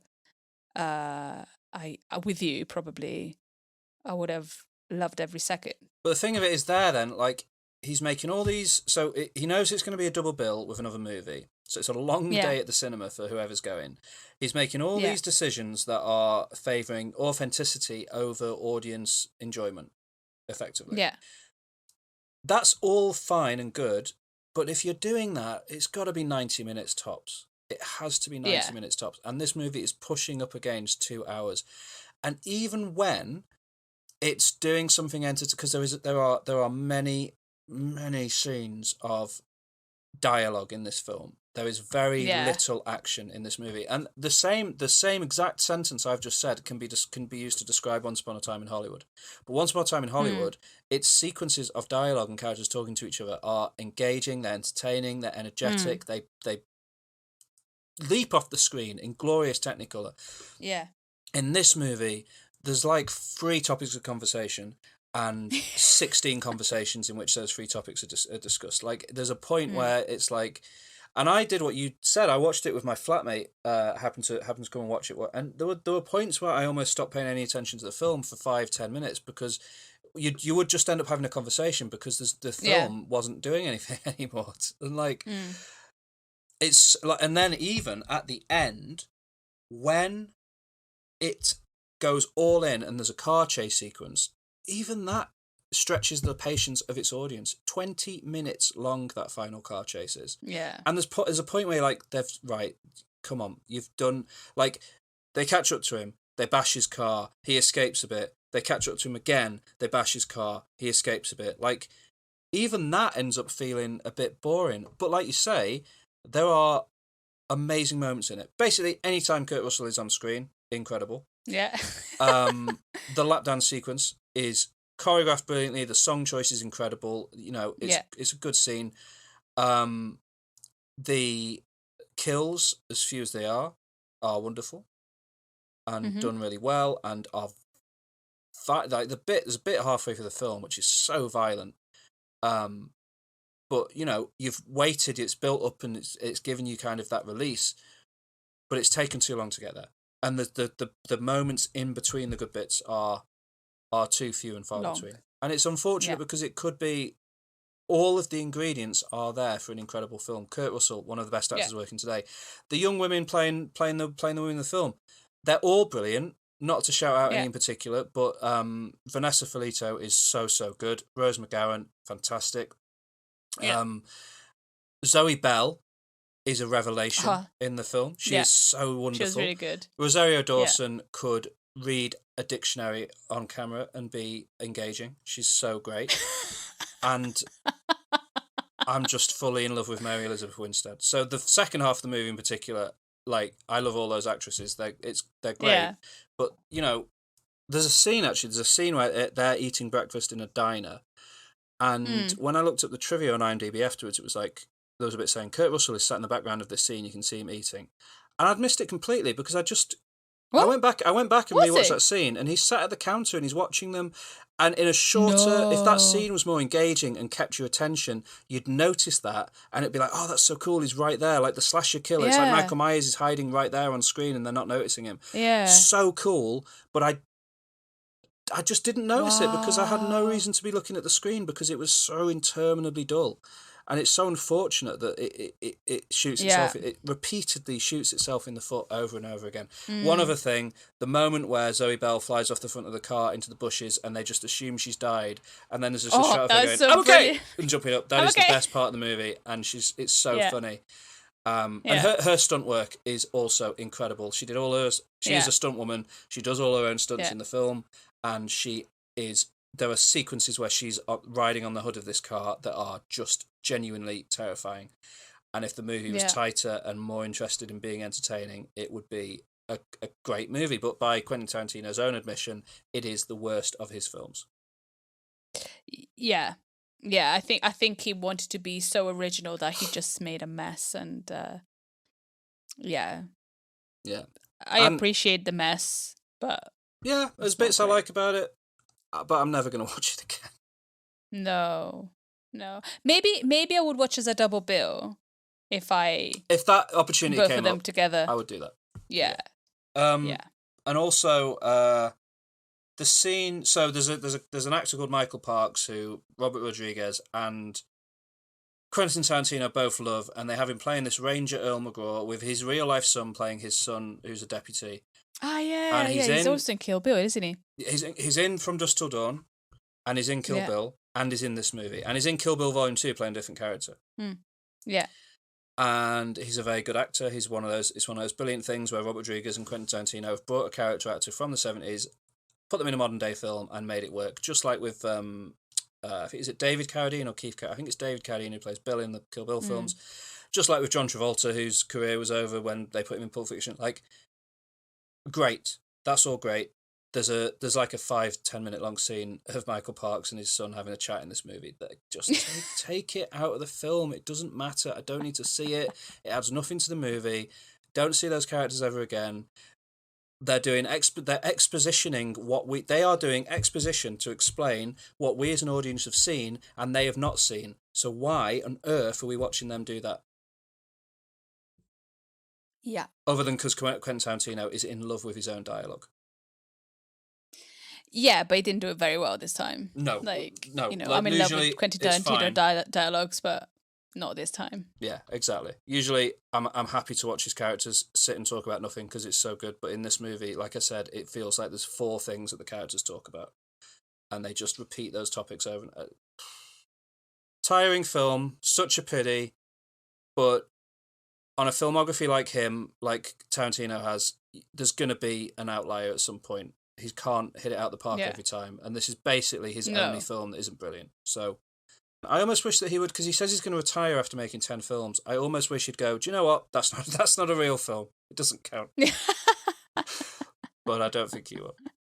But it feels like, it does feel like it doesn't count. It does feel like it's not a film. It does feel like it's not one of his movies. It's weird. Like I never think of it. No. When I think of his films. Yeah. Right. That's homework. Is an interesting one this week. Let's go to top 5 non-fiction books.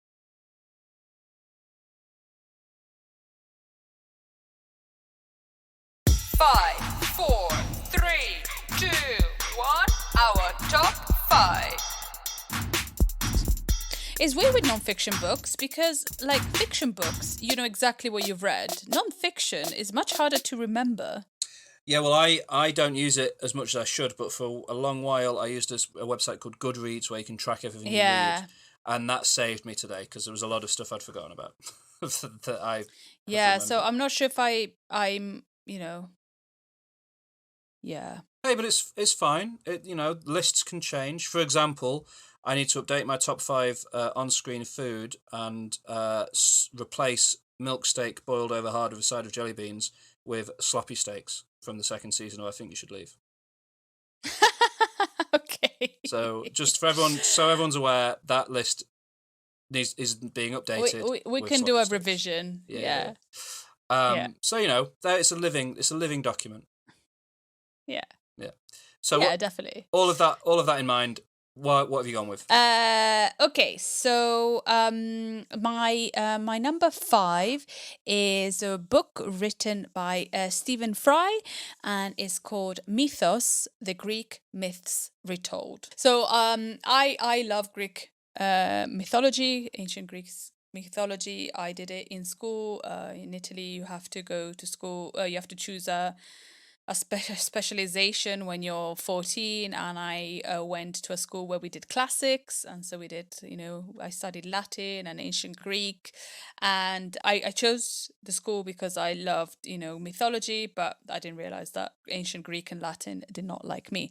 However, I still have the love for ancient myths, and this is a collection of Greek myths retold by Stephen Fry in interesting, funny, and easy way. Even if you don't know anything about ancient mythology, is amazing how he writes about it, and you learn with it. And me, from somebody that I knew, I rediscovered it. And if you don't know it, you are gonna find out more. And I think it's a really great book. Have you read it? I've read about 2/3 of it. Did you enjoy it? I enjoyed it for a while, and then I reached my limit on how much Stephen Fry I could handle and had to stop. Yeah. But I love Greek mythology. So that was all fun, and I read a lot of stories and learned a lot that I didn't know already. And he does, he does write in an interesting way, and a very engaging way about the mythologies and stuff. So it's a strong pick, and I like it. And I'll probably go back and finish it at some point. I have to section out my Stephen Fry stuff a bit, if that makes sense. Yeah.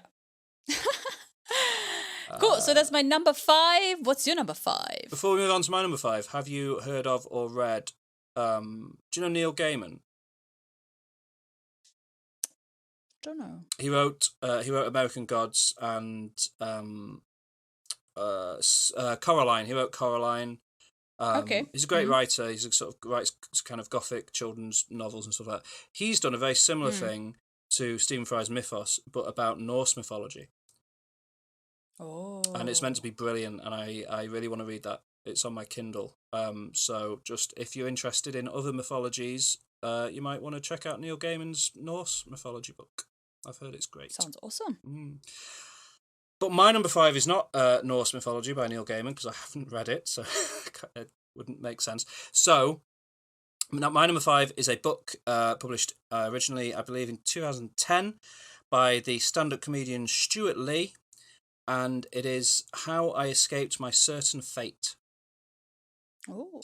And this book is a transcript of 3 of his, at the time, most recent stand-up shows. So they were, I think, 90s comedian, stand-up comedian, and 41st best stand-up ever, with copious and constant annotations to just about every single line, with him explaining, describing, and discussing how he writes his material, basically.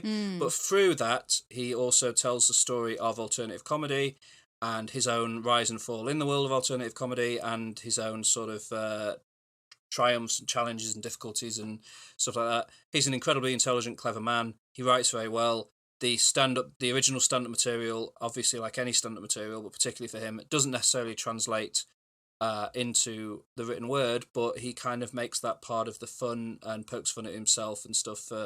He's very self-aware about what people don't like about his work and what people do like about his work. And I remember there's a whole long bit about why he chooses the word wool in a particular sentence and why wool is a funny word. And it came out when I was obsessed with Stuart Lee, completely obsessed with him.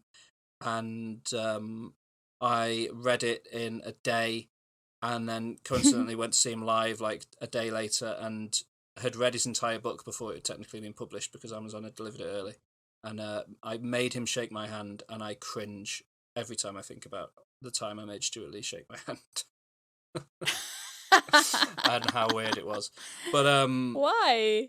because my other friend talked to him about like the Nightingales and things he likes and enjoys, and Stuart Lee shook his hand, and then I didn't know what to say to make Stuart Lee like me as much as he liked my friend, and then I just asked him if I could shake his hand, and I regretted it immediately. Yeah. Shake my hand. I was like, I read your book. I've already read your book. It was really good. I was an embarrassing, like early 20s idiot, but the book's incredible. And anyone who enjoys stand-up comedy, and if you enjoy the work of Stuart Lee in particular, you'd probably find a lot of interesting stuff to take away from reading that. So yeah, have you read it? No. Sounds awesome though. Yeah, it's an interesting book. It's a pretty, I love it. I've got a signed copy of it somewhere. Oh, nice. Yeah. So there we go. That's my number 4. What's your number 4? My number 4 is a book written by Yuval Noah Harari, and it's called Sapiens: A Brief History of Humankind. Oh, yeah. And it was first published in 2011, and is a book that focuses on Homo sapiens and looks at the history of humankind. It starts from the Stone Age and it goes up to the 21st century.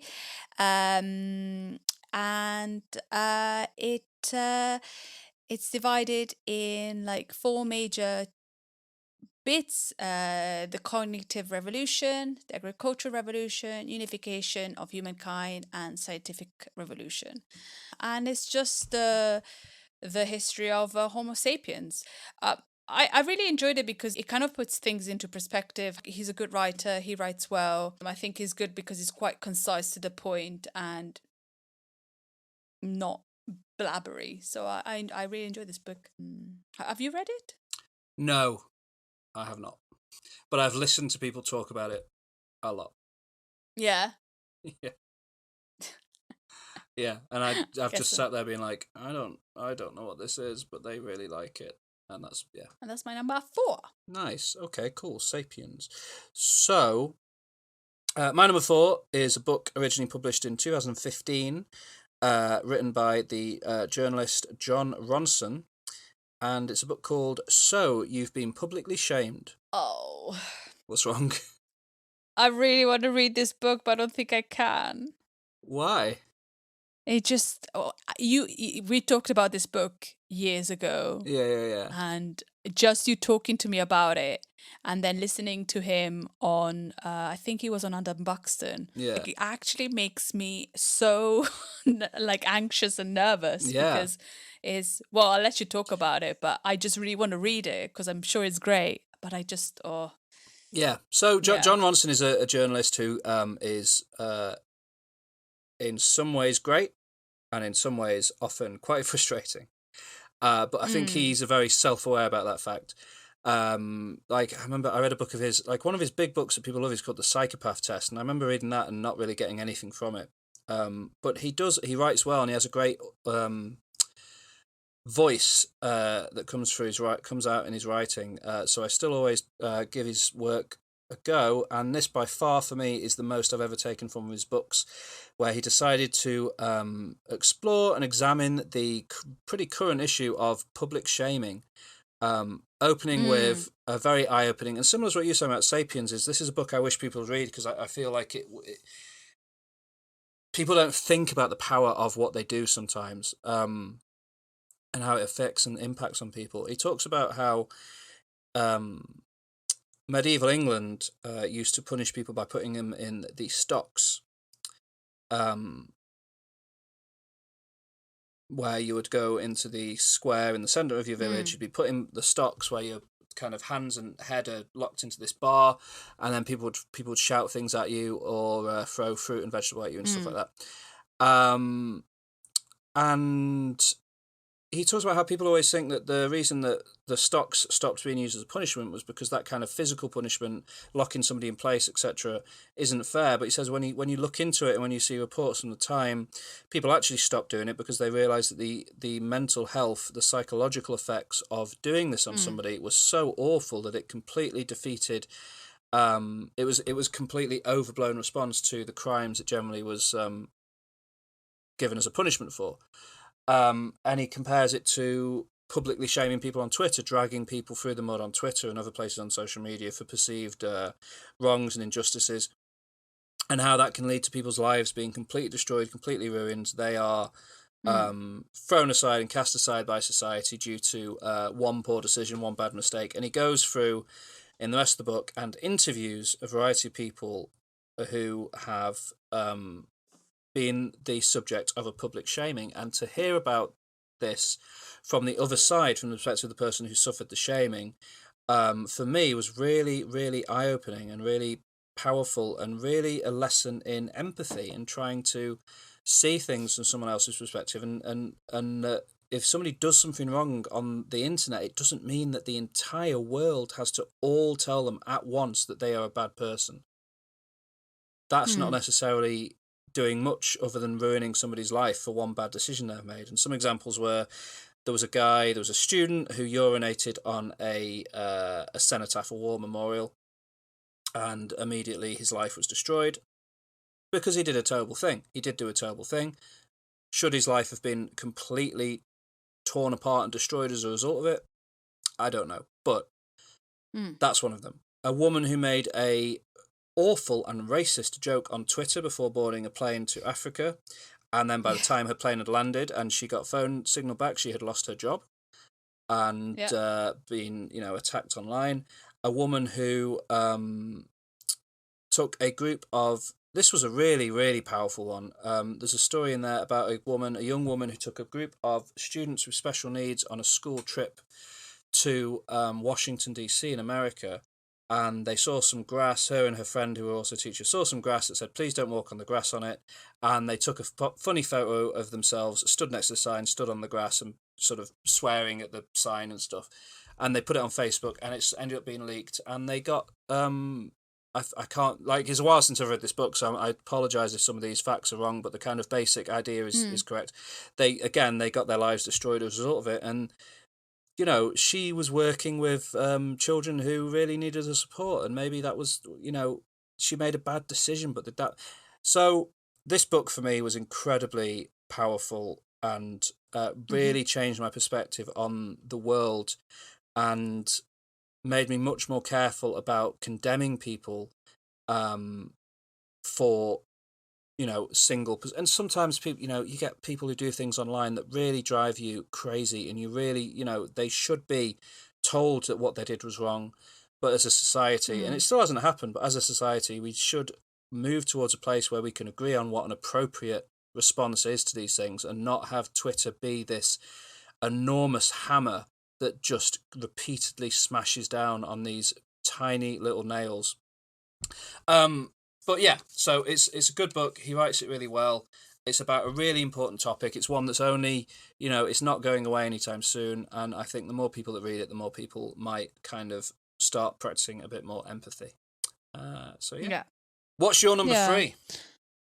My number three is a book that I have spoken about before. The book is The Untold Lives of the Women Killed by Jack the Ripper. It's a book that doesn't concentrate on Jack the Ripper, but concentrates on the women that were killed, and it concentrates on their lives, the conditions they were living in during the Victorian era, and every chapter is dedicated to one of the women. The women's name are Polly, Annie, Elizabeth, Catherine, and Mary Jane. And history has told us that they were prostitutes, but they were not prostitutes. Like I said before, there's nothing wrong with sex work. You can be a prostitute. You don't have to be a prostitute. But this terminology is used in the wrong way. They were just prostitutes and they died. But no, they were women. Even if they were prostitutes, they were still women. They're human beings that were killed by this man in a time in England where women had no rights if they didn't have a husband, where they had to do any job they could to have money. And I love this book because nothing is about Jack the Ripper. It's all about these women, and it tells their story, which is important, I think, in 2019, having their story told rather than talking about this man that murdered these prostitutes. We're talking about the women that did whatever they could in a time in England which was really difficult to be a woman. So I love this book. Yeah, it does sound like a really good, fascinating book. What's your number 3? My number 3 is this book and the following book are less sort of, everybody should read this because it will make, like, these are more sort of things I've read because they're about topics I have a strong interest in, if that makes sense. So this book, my number 3 pick, is a 2009 book written by Los Angeles Times journalist Barbara Demick, called Nothing to Envy: Ordinary Lives in North Korea. Oh. Yeah, and it's a book. I find the country of North Korea and that entire situation really fascinating and interesting and well, upsetting as well, but it's a very interesting place in the world. What I really like about it is, rather than telling the sort of socio-political history of the Korean War and how the two countries split and all of that, it focuses in on telling you about what it is like to live in North Korea as an ordinary person. And she's gone through and found, I think it's 10 North Korean refugees who have escaped to North Korea. And she's interviewed them, and then she just tells their story about what it was like to live in that country, what happened to them while they were there, what it was like to try and escape, and what life is like outside of it. And it's similar to the book you were just talking about, The Five. It's allows you to get an insight into a situation and a world that is very different from the one you would get from just, say, reading the North Korea page on Wikipedia, if that makes sense. So, for example, the thing that really kind of made my eyes widen and really kind of blew my mind was that like there was a famine in North Korea in the 90s that was so I don't want to sound like I'm comparing famines directly or anything, but it was comparable in its seriousness to the famine in Ethiopia in the 80s. The big difference being that country was able to receive aid and support, and obviously it didn't mean that situation was solved or fixed. It was still a horrible situation. But in North Korea, nobody even knew around the world that there was a famine and that people were starving and dying, because the North Korean government wouldn't allow it to be wouldn't let that be talked about. So, there's stories in this book about mothers having to grind up sticks and twigs to try and feed to their children in the hope that there might be some nutrition in that, because it was the only thing around them that might provide anything. And through that story, that they tell a story of a woman who travelled across the entire country to try and buy a single bag of rice that she was going to bring back and use to hopefully start a small farm, and they could get some money and stuff because they had nothing.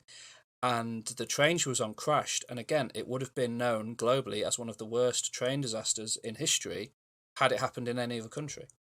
But because it happened in North Korea, nobody knows about it. And just stories like this, I think it's important that these people's stories are told and that they're able to pass on to the wider world what happens in this kind of very secretive, isolated place. And it's an eye-opening book. It's quite a sad book and it's upsetting, but it's also really interesting if you're interested in that topic. So, yeah, nothing to envy. Ordinary Lives in North Korea. Have you read it? Or? No, but it sounds really interesting, actually. It is fascinating. Yeah, it is. Yeah, if you're interested in that topic and knowing about that area of the world, that would be the book I would read. I like it. Thank you very much. What's your number 2? My number 2 is a book that I have already spoken about on the podcast a few weeks ago, and but I really think is an important book, and I really enjoyed reading it. And I think it's also important because after the Euro 2020, the horrible racism that arose in England, and I think it's kind of relevant to what to now. And the book is Why I'm No Longer Talking to White People About Race by Rennie Eddo-Lodge. Already from the title, it can be read as controversial, it's attention catching, and it probably has offended many people.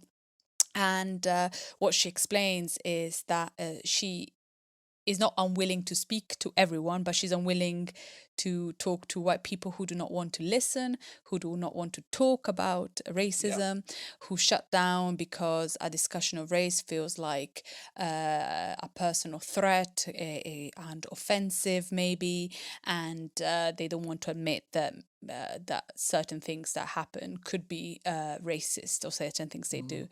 So the book is divided in 7 chapters or essays, and she starts with the history of slavery and racism in Britain, and things that a lot of people might not know or might not have studied. When you think about slavery, you mainly think about America. You hardly think about England, but England was a big part of the slave trade.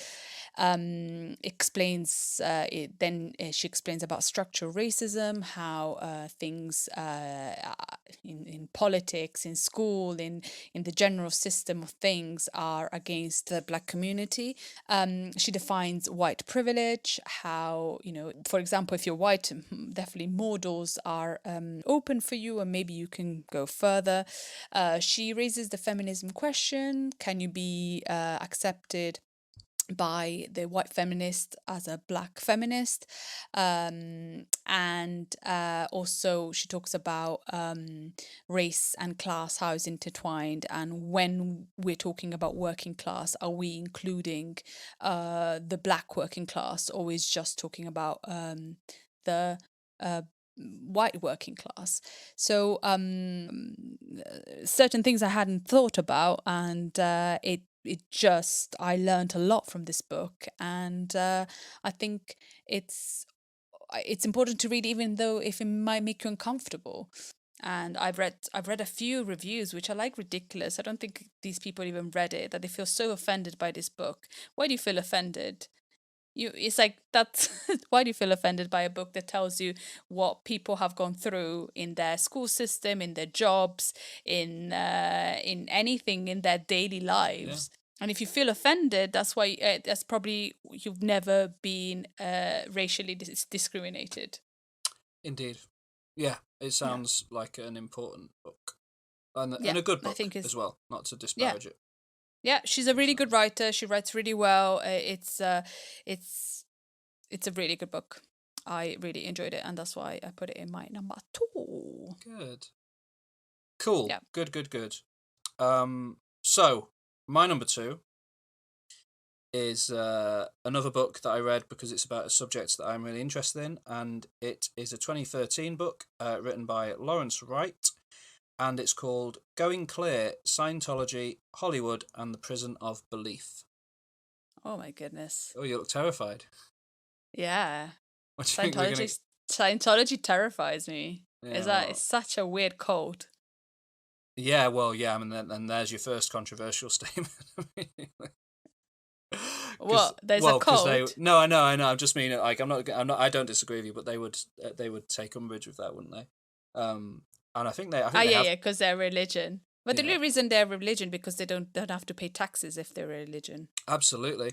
And I'm pretty sure they have staff who just go through podcasts and listen out for mentions of Scientology. So if anyone's listening, hello. But Scientology is fascinating. You know, I was raised religious. I was raised as a Catholic, and I don't really practice anymore. But I was raised in that belief system, and I find belief systems and different religions really, really interesting.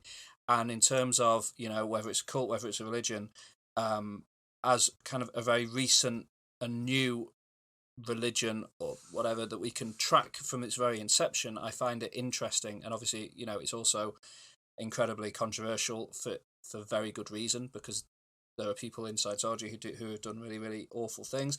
And unlike the North Korea book, this is sort of the most in-depth Wikipedia page of all time, kind of thing. Like, this is the Bible on Scientology. If you are interested in the world of Scientology and how it's affected culture and all of these things, this is the one book to read to start with, for sure, because it interviews so many different people. It takes you all the way from the very, very beginnings of L. Ron Hubbard's career and what led him to start Scientology, all the way through to the current leadership of David Miscavige, and, you know, it goes into Tom Cruise is in there, John Travolta's talked about, you know, their obsession with celebrity is a big element in it.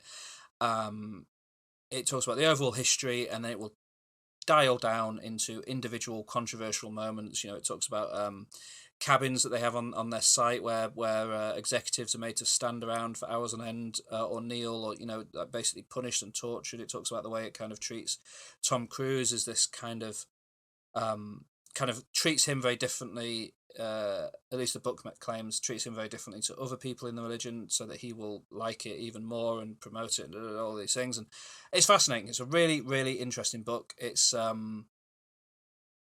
probably yeah, it's amazing that they were even able to to publish it, because I bet it got so many, you know, attempts by the Church of Scientology to have it not be published, but it did come out, and it is really fascinating. Lawrence Wright is an incredible author. He writes really, really well, and he takes you through this story very clearly, and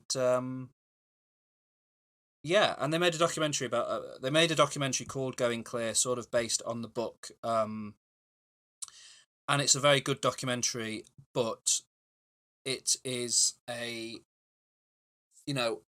it's a teaspoon compared to what you get from reading the book itself, because the film simply couldn't include all of the detail that the book includes. So if you're interested in that topic, read that book. I think it's a really, really good book. And Great. yeah, Another great book. thank you. You haven't read it, have you? No. I've seen documentaries about Scientologists, and a bit like you've been publicly shamed. It just gives me just makes me so anxious. Yeah. But it's fascinating to think about, the things people will believe, Yeah. that you can kind of change somebody's entire worldview and make them believe in something different. So it's a fascinating topic, I think. But it does cause anxiety because it's a real thing in the world. Yeah. Yeah, It's real, and people that are in kind of in a terrible or in a bad situation, they find this religion, and this religion just rinses them of money and everything and steals their lives and their family. Like, just how ugh. Never mind. Yeah. Good choice. I like Thank you. it. Cool. What's your final choice? What's your number one My favorite non-fiction final book? choice. My number one, and is my oldest book, and probably one of the first non-fiction books I've ever read. I have ever read. Yeah, and it's a book written by Naomi Klein, and it's called No Logo: Taking Aim at the Brand Bullies. I read this book when I was 15. And I have a hard copy, and I've lived in different countries, but this book, and I had to give away lots of books, but this book I will always be in my library. And it's about it's a book that focuses on branding, and it has connection with the anti-globalization movement, and it's about capitalism, and it's divided in 4 parts, which are called No Space, No Choice, No Jobs, No Logo. And she talks about issues such as sweatshops in America and Asia. It talks about big companies like Nike, The Gap, McDonald's, Shell, and Microsoft, and advertising agencies.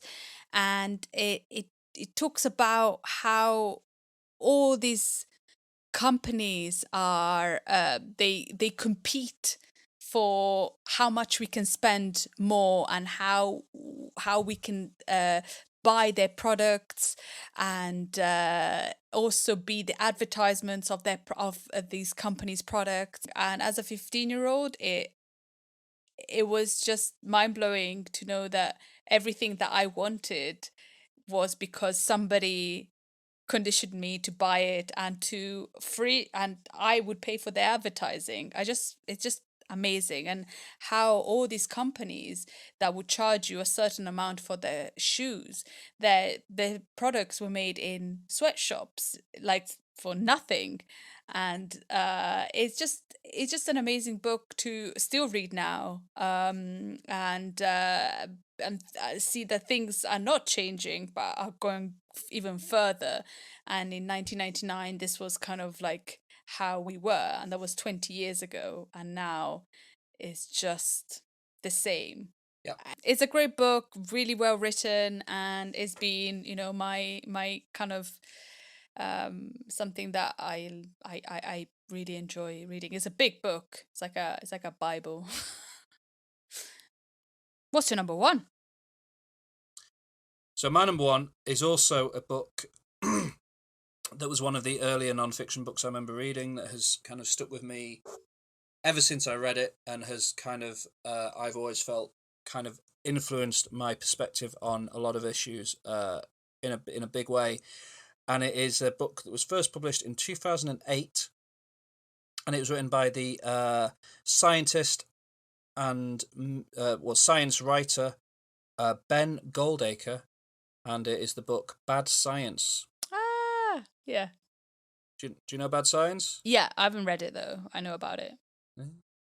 So Ben Goldacre has a column in The Guardian, and he kind of sets out to basically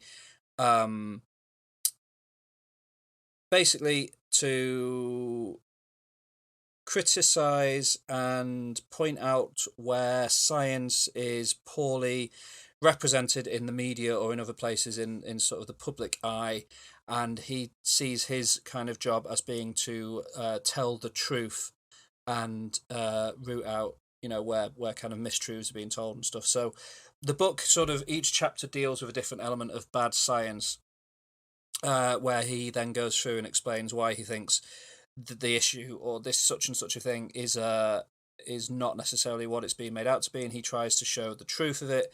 And he talks a lot throughout the book about the scientific method and really helps you to understand how science works, and that he's a big defender of the scientific method, and you come away from the book generally, I think, believing in science done properly and efficiently by professional people, and you are better equipped to see where science is misused and mislabeled, I think, as something else. So, for example, some of the chapters are still. It's interesting because of when it was written. I think some of the chapters are still very relevant, and then others seem a bit, like you were saying with No Logo, sort of like relevant to when they were written, but sort of isn't a thing anymore. So the first one is all about detoxification. About detox treatments to get rid of toxins in people's bodies, and he goes through some basic experiments to demonstrate why some of the things you can buy in shops to detoxify yourself, you can get the same results with like a foot spa and a sort of chunk of metal or something. I don't remember exactly, but he kind of shows anyway that. The second chapter is about Brain Gym, which was something that was sold to schools and promoted by the Department for Education back then, and was a load of nonsense. And he kind of goes through why that is, and that's one of those chapters that feels a bit like I've never heard of Brain Gym. But anyway, cosmetics. He goes into the cosmetics industry a bit. Homeopathy. That chapter's very, very interesting. The placebo effect. That was fascinating. I learned so much from that. He has a bunch of chapters and things about nutritionism. He's got a chapter on that, and then he's got a chapter on Gillian McKeith, who is Gillian difficult. McKeith. There's a chapter about a claim that apparently fish oil capsules made children smarter, and he goes through why that's a load of madness. Patrick Holford, who's very good. There's various other things. Mainstream medicine gets its own chapter. The media get a chapter. Cognitive bias. The really big kind of. It ends with two really big ones. It's got the MRSA hoax, all about the MRSA stuff, and then the MMR vaccine controversy and the links between the MMR vaccine and autism, and he kind of goes really, really into that and kind of pulls that whole thing apart and looks at it, and you kind of come away from it seeing repeated sort of tactics and repeated ways of trying to kind of make people see things in a certain way, and he demonstrates each time using the scientific method why where control groups are missing, for example, or where things haven't been tested the right number of times, or all these things that he kind of repeatedly comes back to throughout the book and demonstrates where kind of shoddy science is happening. And it completely opened my eyes to not just how bad science is, but if you like, not bad science, like how bad science in the media can be misrepresented, but also just in general how people similar, and maybe it's a bit similar to No Logo, like how what is shown to us in the media isn't necessarily always the full truth, and it's important to read around, look at different sources, and try to understand something as best as you can before you yourself have a strong kind of view on it. And I kind of think that's how I see the world, and that's how I act, and I think a lot of it comes from having read Bad Science, and I think it's probably the most important book I've ever read, so it's my number one. Good. Sounds amazing. Thanks. Great. It is. Yeah. It's still 29 degrees. So, do you want to go through your list? Yeah, my list. Number 5, Mythos by Stephen Fry. My number 4, Sapiens by Yuval Noah Harari. My number 3, The Five, The Untold Lives of the Women Killed by Jack the Ripper by Haley Rubenhold.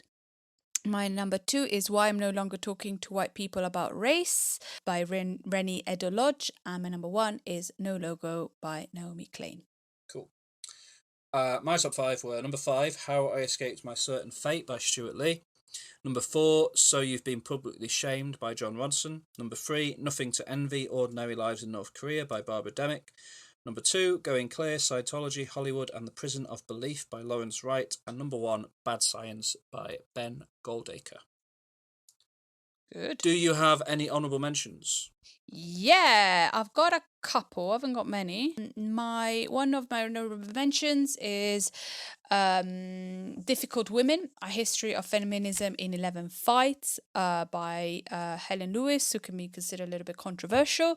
But the book is really, really good. It divides the book in 11 chapters and 11 fights that women have had throughout history. Really good book. Then Natives. Race and Class in the Ruins of Empire, and that's a book by Akala, and another interesting account of institutionalized racism in England. One interesting bit about this book is when he talks about him being black but having an English accent in America, and the police who had stopped him once completely considered him like he was British, so it didn't matter and he could move on. It's like because he had an accent, he wasn't a black American. It's crazy, That's fascinating. yeah. So that's a really good book. And then I think you bought me this book, which I love, and is What I Talk About When I Talk About Running by Haruki I did, yeah. Murakami. You bought it for me for my birthday, and I think is an incredible book. How about you? Yeah, I've got a few, a handful.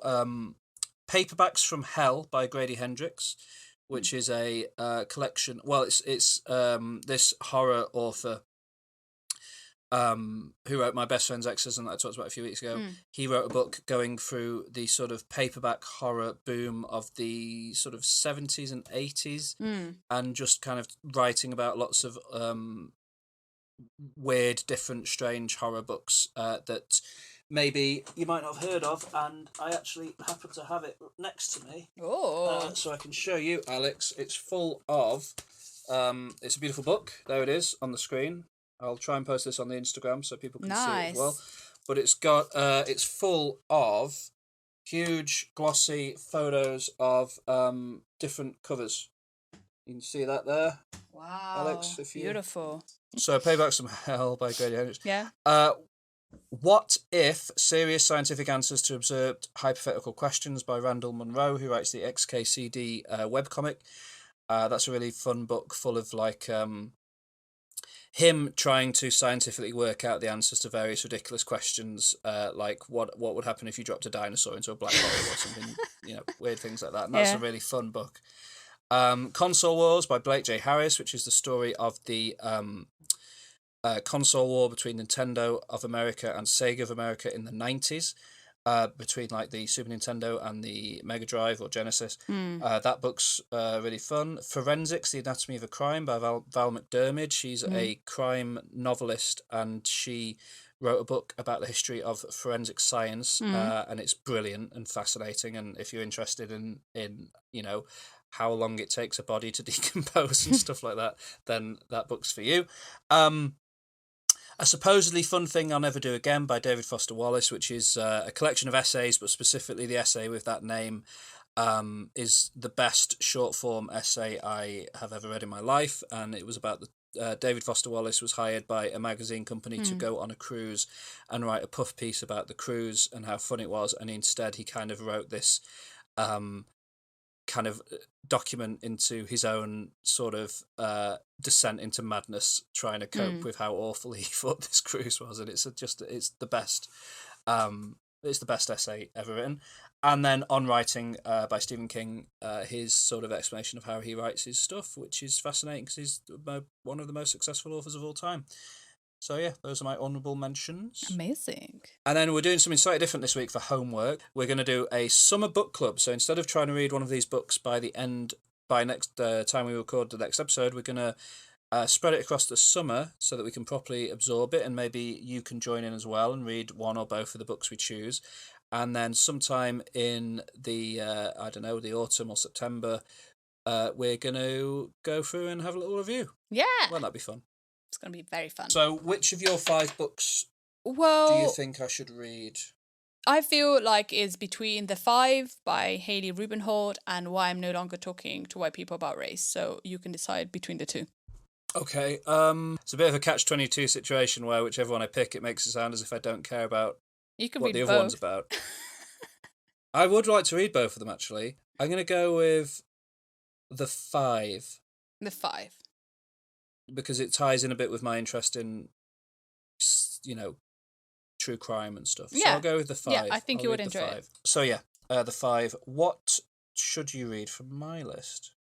Are there any that you're drawn to? I would like to read about the North Korean one.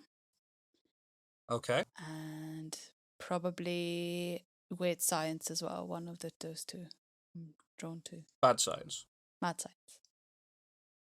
I'll tell you what. Well, you can pick whichever one you like, but I think out of those two, I'd like to know what you think of Bad Science. Okay, I'm going to read that. Cool. Yeah. But you feel free to read the North Korean one. Yeah, as well. yeah, I'm But interested in all of your books, actually. good. Yeah. Me too. I do want to read Sapiens at some point just because I've heard people talk about it so much. Yeah. So please, if you'd like to join in, read. What's the full name of The 5? Read The 5, The Untold Lives of the Women Killed by Jack the Ripper by Haley Rubenhold. Wonderful. Or Bad Science by Ben Goldacre. Yeah. Let's start a book club. Join us. Yeah, join us. Let us know how you get on with them and what you think about them and all of those things, and we'll discuss them near the end of the summer. That'd be wonderful. If I had to recommend something from my culture catch up from this week for people to check out, I would say, it's tricky to pick, but I'd probably go with Fear Street. Watch the Fear Street trilogy. See what you think of it. Nice. Yeah, it's a fun time. What about you? Okay, I would recommend the 1989 film Say Anything. If you haven't watched it, if you like coming of age romantic comedies, that's the way you have to go. And also I would recommend Pom Pom Squad, Death of a Cheerleader. Nice. So that's Fear Street trilogy on Netflix is my recommendation. Alex's recommendations are Pom Pom Squad, Death of a Cheerleader, and Say Anything, the Cameron Crowe classic, which is lovely stuff. Next time, please join us for another special episode, and we're going to be going into a discussion of the new Netflix Italian horror film, A Classic Horror Story, which I know very little about, so I'm really excited to I'm excited to see it and talk about it with Alex. Yeah. Yeah, it's some we've not gone in depth on like a horror film before, so it'll be exciting. It'll be interesting to see what you think of it. Yeah. I do apologise in advance if it's really, really, but I've not heard any tell of it being incredibly graphic. But yeah, I think it'll be fine. We'll be fine. I don't know if this is for the podcast, but did you see what happened at the Cannes Film Festival yesterday? Yeah. When he announced the winner by mistake. The winner. But did you watch the video? Because you can see why it happened. No. There's no way I can watch it. The host says to him, "What's the first award? Or what's the first prize going to be?" She means, what is the name of the first prize of the evening that's going to be handed out? Like, what's the first category we're going to do? He thinks she means, what's won the Palme d'Or? And he just says it. And then the second he says the name of the movie, you can see the whole rest of the jury next to him just have a panic attack. It is the most anxiety-inducing clip. That's crazy, isn't it? Yeah, but excitingly, only the second female director ever to win the Palme d'Or, I think. Yeah. And it's the new movie from the director of one of my favourite films of all time, Raw. Exciting. Yeah, Titan. So I'm so excited to talk about that one day on the podcast with you. Yeah, a little bit of canned news for you there, but please do join us next week. It'll be wonderful. Please look us up on social media, talk to us on Instagram, find us on Twitter. We have pages all over the place. There are links to all of our social media channels in the show notes for this episode, along with every single other episode. And there are also links to everything we talked about in Culture Catch Up and the video we discussed in MyTube. So please, if you want to look up any of that stuff, go and check out the show notes. And then find us on social media and tell us what you thought about it. It's been a wonderful treat to be with you once again. Always. And I look forward to talking to you next time. Love you very much. Thank you. Thank you.